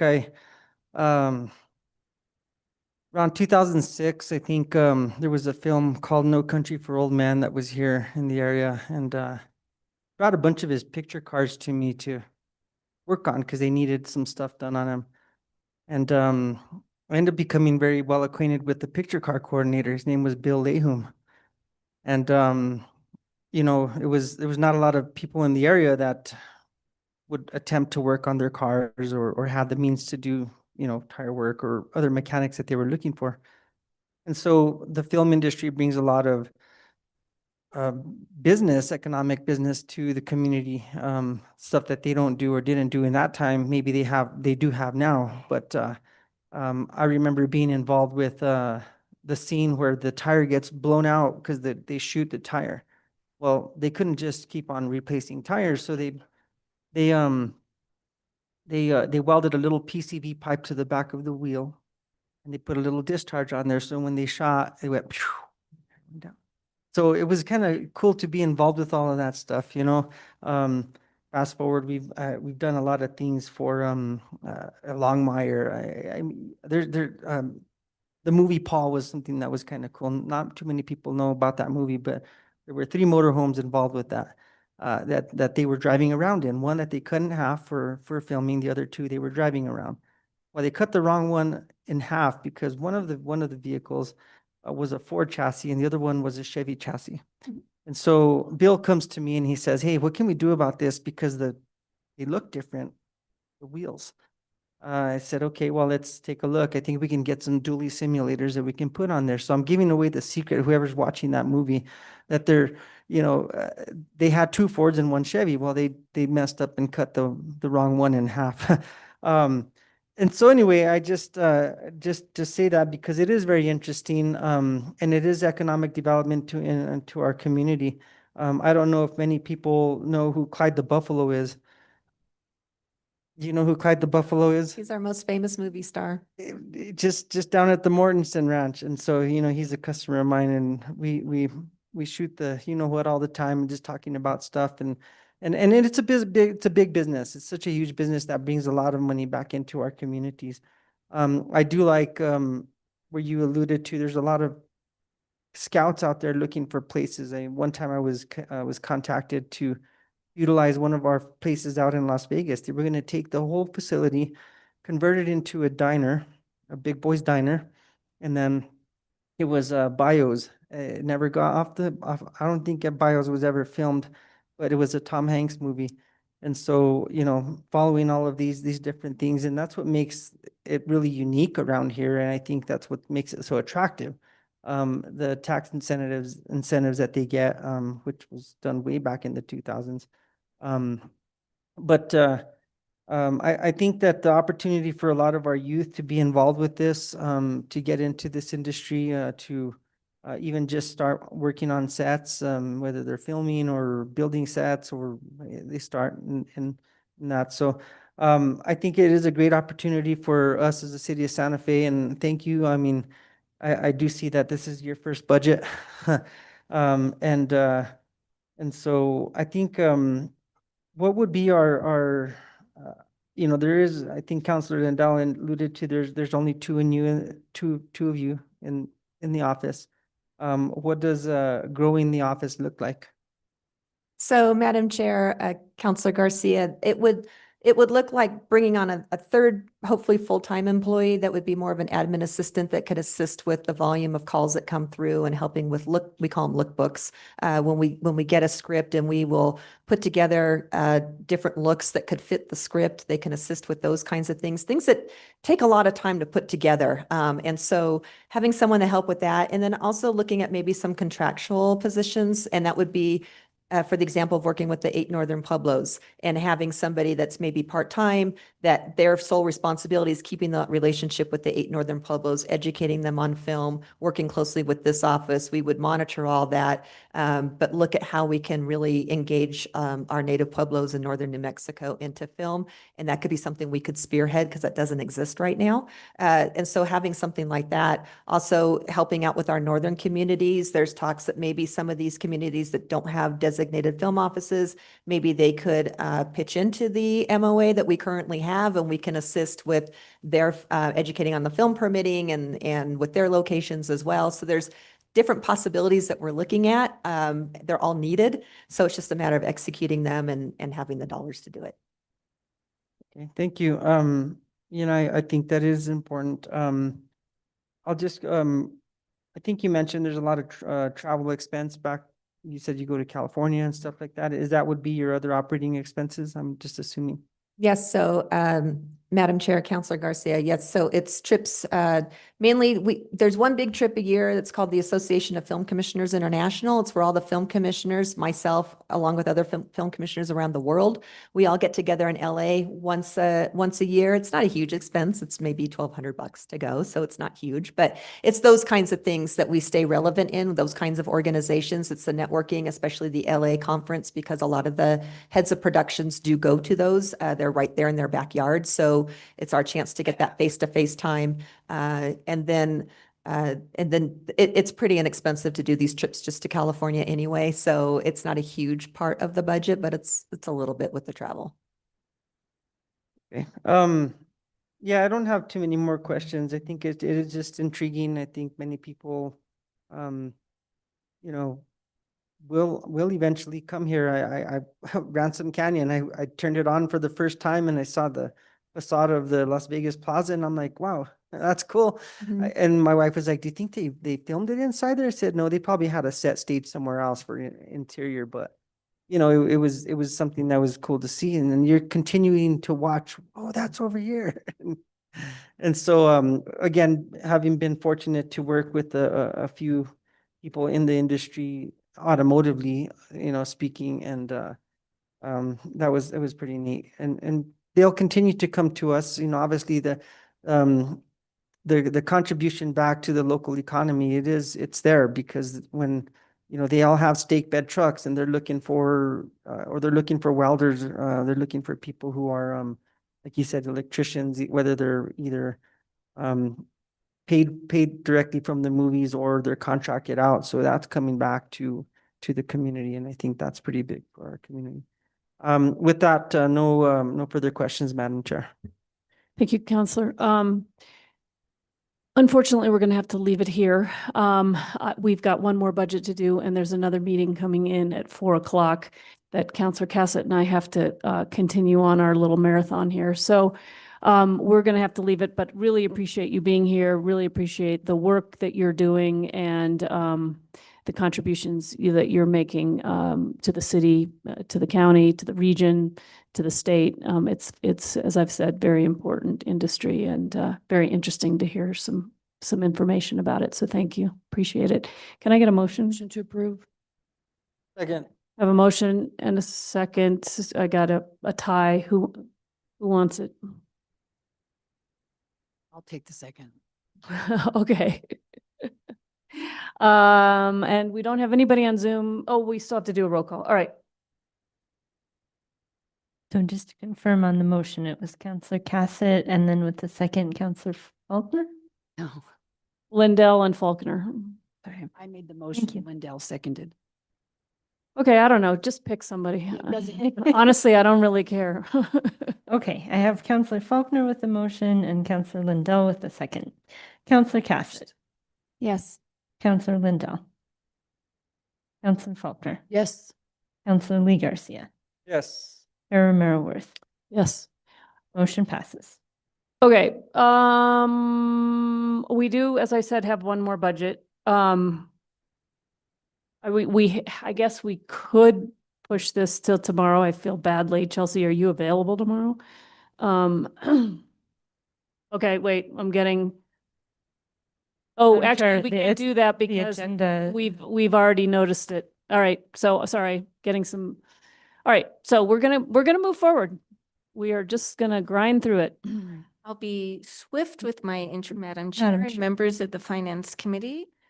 Hold on just a To second. interrupt, there's one option. We have not yet noticed the meeting for Monday. So we could do an agenda to the amendment and reschedule till Monday. We're just gonna power through. All right, thank you. Right, Madam Chair and the Finance Committee, I would like to ask Chelsea Johnson, Arts and Culture Director, to present on behalf of her division. Chelsea has been in her role for nearly 2 years, and for nearly 30 years, she's honed her craft as an accomplished and published author of fiction, nonfiction, and screenplay. She's also a journalist and has published work in the New York Times, Elle, Out, and NPR's Selected Shorts, among others. And if that wasn't enough, Chelsea is an accomplished professor and has dedicated over 15 years of her career to teaching at the higher education level. I'm going to pass it to Chelsea. Thank you. This on? Okay. I will keep it concise for you. All right, Arts and Culture Departments. So, all right, you can see here, we tried to include a lot of photos that are specifically from events of the last year. So our mission statement, we provide leadership by and for the city to support arts and cultural affairs. You can read all of these bullet points. I don't think I need to repeat them for you. I guess what I would just like to emphasize is that our role within community development is to really focus on arts and culture for Santa Fe. Santa Fe's whole identity, as well as our economy, is largely around arts and culture. It's what unites us as a community. It defines who we are, both our heritage, as well as our future and our present. And it's what we share with the world and what drives so much of our tourism as well. So in the Arts and Culture Department, we really try to sustain, support, and bring together our artists and our arts organizations so that we can ensure that Santa Fe has a strong artistic and cultural future as well as our storied past. So, all right, next slide, please. Okay, some of our major accomplishments. This is just a snapshot. As you've heard probably many times, this is the 20th year of our UNESCO Creative City status. We're very proud of that, and we are really using this year to relaunch that designation and its prestige as a community building initiative and as a way to move forward with a strong tourism brand as well around heritage arts, crafts, and folk art. Not just the past, which again is famous, but also the innovation and the present and future artists that are working in these traditions. The community gallery is poppin'. We hosted many art exhibitions. We hosted tons of local artists. We had thousands of visitors.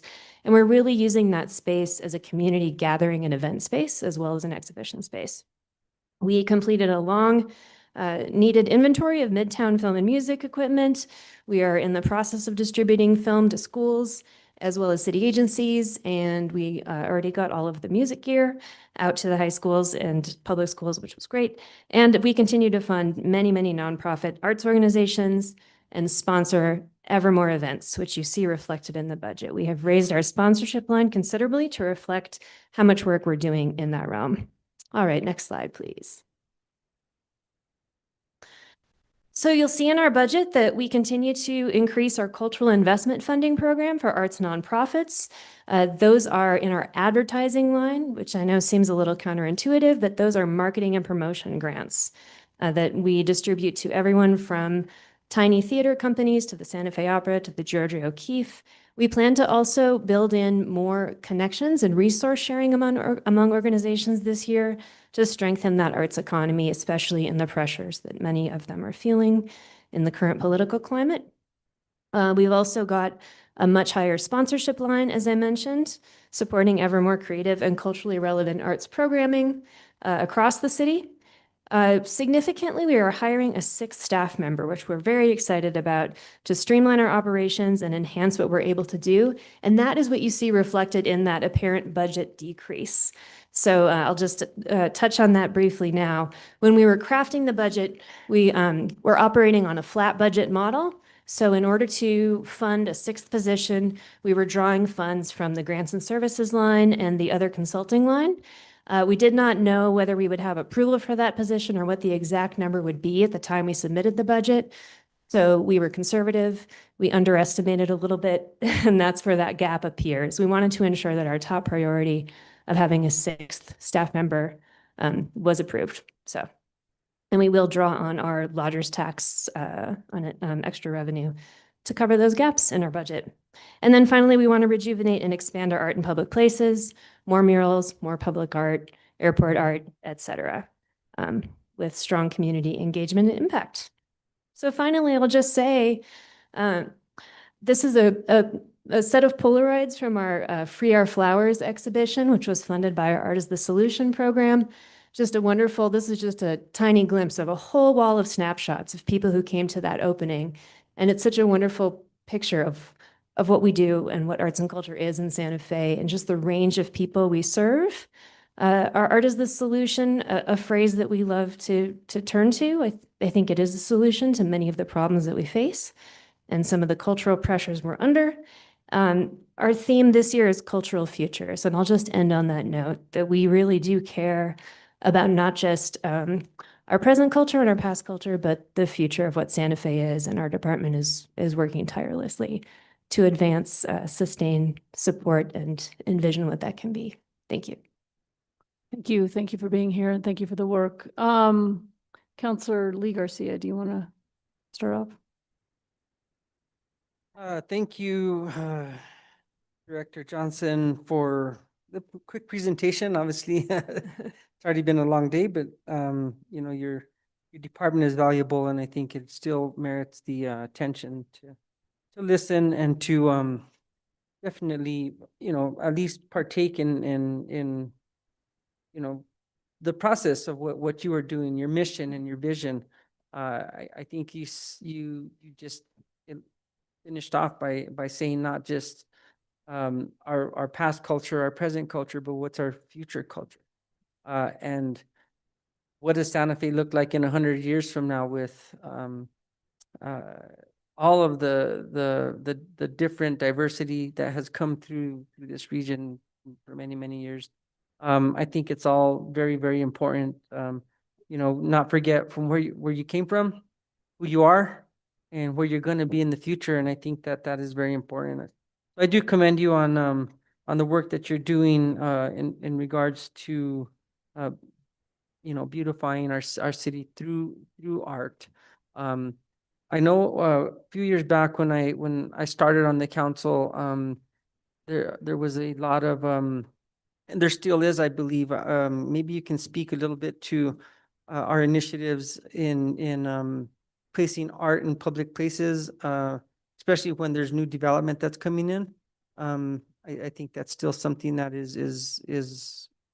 we're charged with doing. And if you can elaborate on that a little. Yes, thank you, Councilor Garcia and Madam Chair. So one area that immediately comes to mind is at Aspect Studios in the Midtown Housing Development. And Philip Jesue has reached out to us about placing public art there. We may be moving some of the pieces that are already at Midtown into that area, or we may do a commission for some art to be integrated into that housing development. But either way, we are on board and ensuring that that is a significant piece of that. The Seidler Road Roundabout project that I believe was set aside a couple of years ago is something that's also on our list for next year. Innovative ways to find a way of beautifying that. Creative placemaking in general is something that matters very much to us. Deputy Director Charlotte Russell is also a certified planner, so is also bringing that expertise to the work that we're doing in Midtown and elsewhere. The airport is another place where our art in public places is going to be growing this year. We have 6 sculpture pads that we are tasked with finding art to put on. So we're really looking forward to doing that as well. Okay, thank you. Again, when I first came on the council, there was quite a few pieces that were put up at the public library. I think there was some over at the MRC. Yeah. They were really neat things to see the local artists contributing to what we have in Santa Fe, and thinking outside the box again. So no, not too many more questions. I think that your presentation was short but very informative. And I think I'll yield the floor for now, Madam Chair. Thank you, Councilor. Councilor Cassett. Thank you, Madam Chair. And thank you for being here with us. And it's been a long day, so definitely appreciate you waiting around. So my favorite thing to always ask about is the district funding, which we seem to have failed to get ourselves together to expend out, but at least we do have a plan. So hopefully we could start, July 1. Is the district funding still in the budget this year?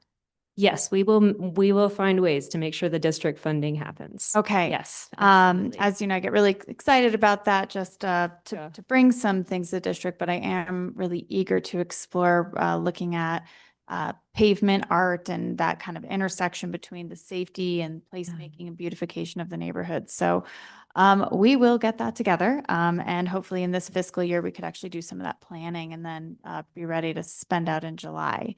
And then you had mentioned that this was also a partnership you're working on with the MPO, looking for some other grants, which I know this is not unique. There are other grants that you're continuing to look at. Can you give us any more insights on what some of those may be? Yes, thank you. Thank you, Councilor, Madam Chair. The grant that you're referring to is the Bloomberg Asphalt Art Initiative that several city agencies had been interested in going for earlier this year and did not end up applying for. But it is something that we will pursue in next year's funding cycle, and also looking at other options like that. We can also draw, I think, on our capital improvement project funds and find other ways, your district council funds, to find this I think also dovetails with Councilor Garcia's question about neighborhood and public beautification. This is a great way for councilors to use their district funds. And we have, we're talking too about doing utility box painting, more mural work. There's a mural grant proposal that one group wants to apply for a year-long project that we're working with them on. So lots of possibilities for that. Wonderful. Good. Glad to hear. So UNESCO, that's very exciting. We know we're wanting to do a lot with that. I'm not as familiar with the relationship between UNESCO funding, the federal government. Are we going to see some uncertainty there, potentially some funds being pulled, and what does that look like for the programming and the work that you had planned? Yeah, Councillor Cassett, Madam Chair.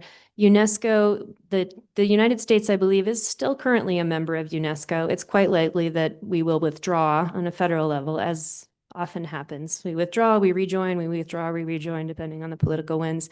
No funding currently comes to us from the government for that. We're solely funding that within the department with community partners. We're doing a lot of kind of creative collaboration with other crafts and heritage arts organizations.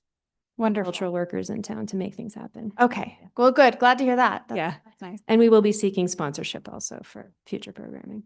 Great. Mhm. The community gallery, what are the plans for that this year? We have a really exciting list of exhibitions. We reserved some spaces for the Art is the Solution programming. Let me see, coming up in July, we have Erica Lord, who is a really emerging up and coming Indigenous artist doing an exhibition called it's about beads and DNA. Beads as DNA is the subtitle. I can't remember. The codes we carry, beads as DNA. That's going to be really exciting. She won a huge, very competitive National Creative Capital grant last year to do this work, and we were excited to continue to support that. We have another up and coming Indigenous artist, Del Kerfman, whose work will be there in August. We are sending out a call shortly for an LGBTQ show to go of Santa Fe and Northern New Mexico artists to go in September. We'll do a long UNESCO show through October and November, highlighting local heritage artists. And for next year, there will be a few open calls. There's a Halloween themed show around death and art, which I think is going to be really great. A skateboard and snowboard art show. I can't remember all of the details, but I'd be happy to share the rest with you as well. Yeah, I think getting the schedule would be wonderful so that we know and can join as we are able. So I don't think I have any other questions. Thank you again so much for being here. Really appreciate it. And thank you for your work. Councillor Faulkner. Thank you guys for being here. I may have missed this when I had to step out. Do you work with I'm assuming you work with the schools? No. Yeah, Madam Chair, Councillor Faulkner, we do not work directly with the schools, but we fund the Artworks program that works with the schools with Partners in Education that sends art teachers into schools. And of course, we collaborated with them closely on distributing pianos, musical equipment, and audio gear. That's good, because a lot of the programs that fall under arts and getting removed from the schools, and so Yeah.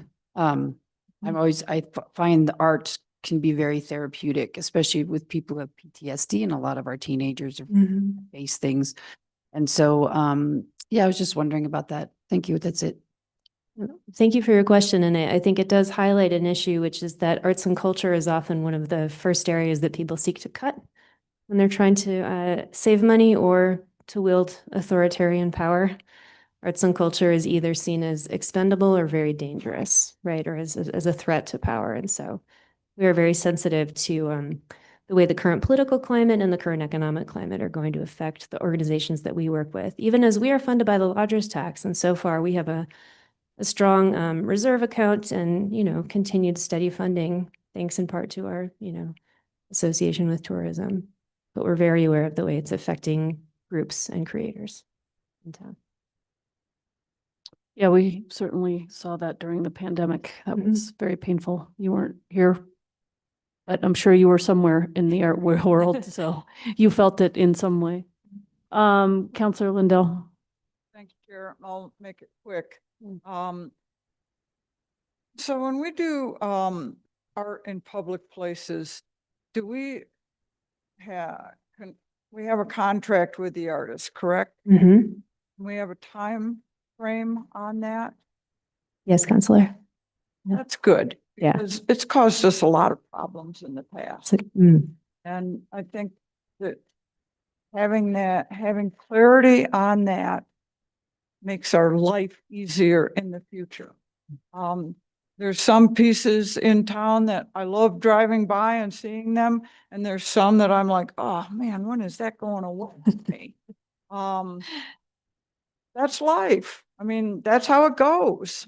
Someone else loves it. I don't. but, I never want to be in the situation that we found ourselves in numerous times in the last number of years. That we have clarity with artists and clarity of ownership and clarity on the future of pieces. So thank you for getting that taken care of, because it caused a lot of people a lot of heartache. Yes. Yes, Councilor Lindell, Madam Chair, we are particularly looking at mural programs and kind of mural timeline planning and expectations based on what the city of Albuquerque has done. They have a really well-developed documentation and process and policies and procedures around murals, which we are following. And we are also putting a lot of extra effort now into going around and doing some deferred maintenance on our public art so that the pieces that are out there are well cared for and look good. Yeah. Thank you very much. That's all I have, Chair. Thank you, Counselor. Do I have anything? So what are we doing differently with UNESCO than we've been doing? It's in your goals. I know we've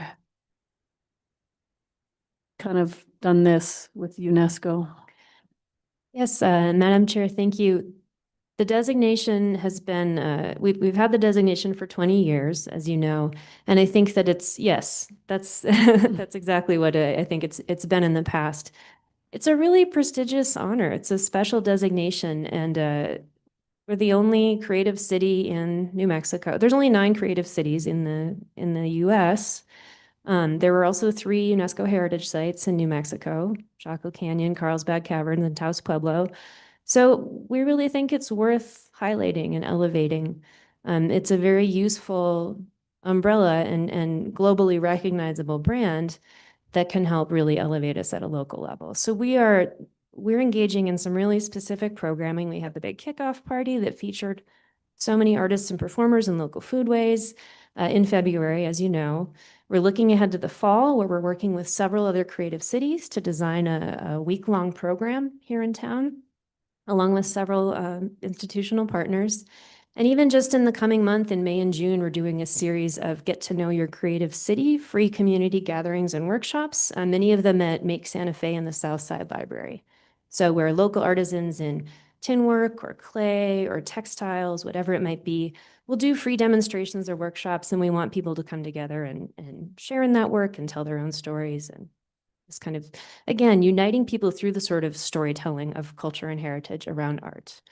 So we have many things planned for this year, but we're also looking ahead to how to build on it for the future. So it's not just something that flares up and then vanishes periodically, including, Director Labar-Tapia was talking about that film-friendly business, kind of designation in store windows. And we are looking at a UNESCO, creative city kind of heritage arts trail and map, including that kind of signage that could be in local galleries, shops, institutions, et cetera, just to create a very citywide network around that.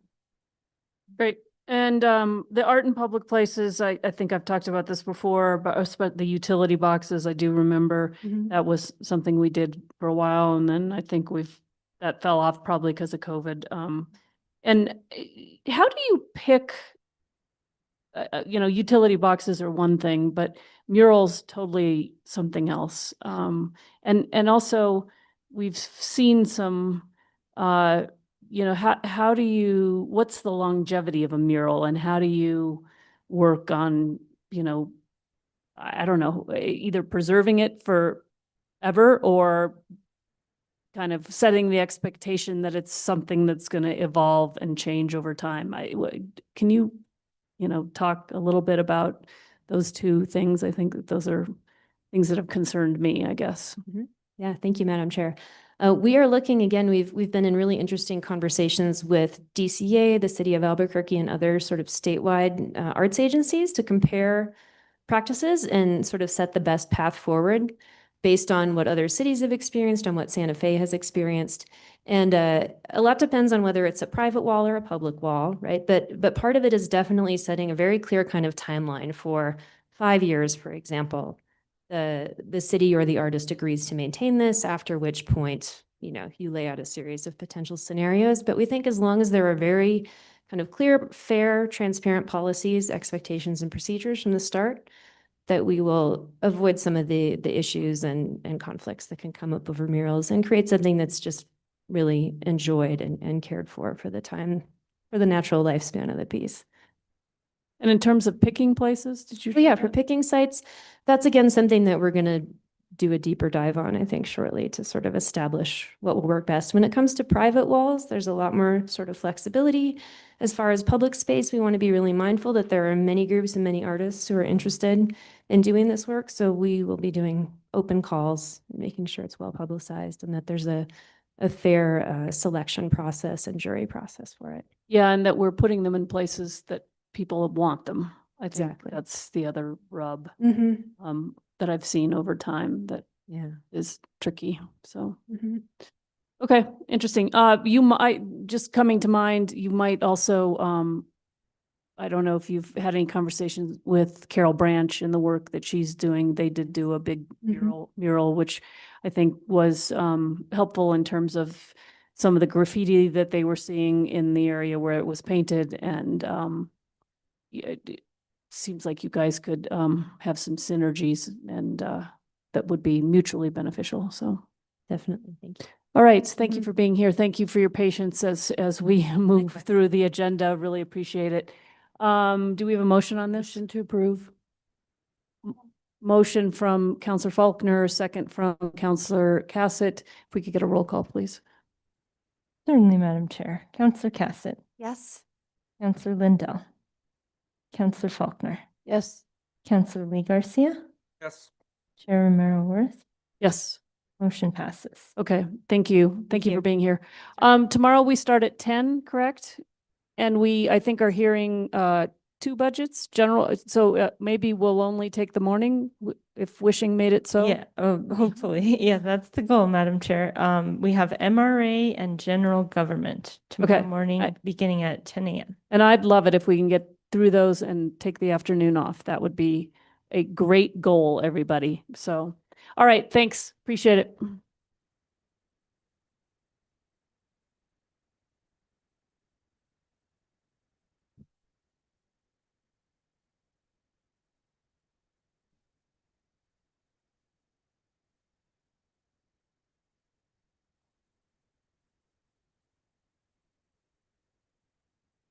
Will not be here.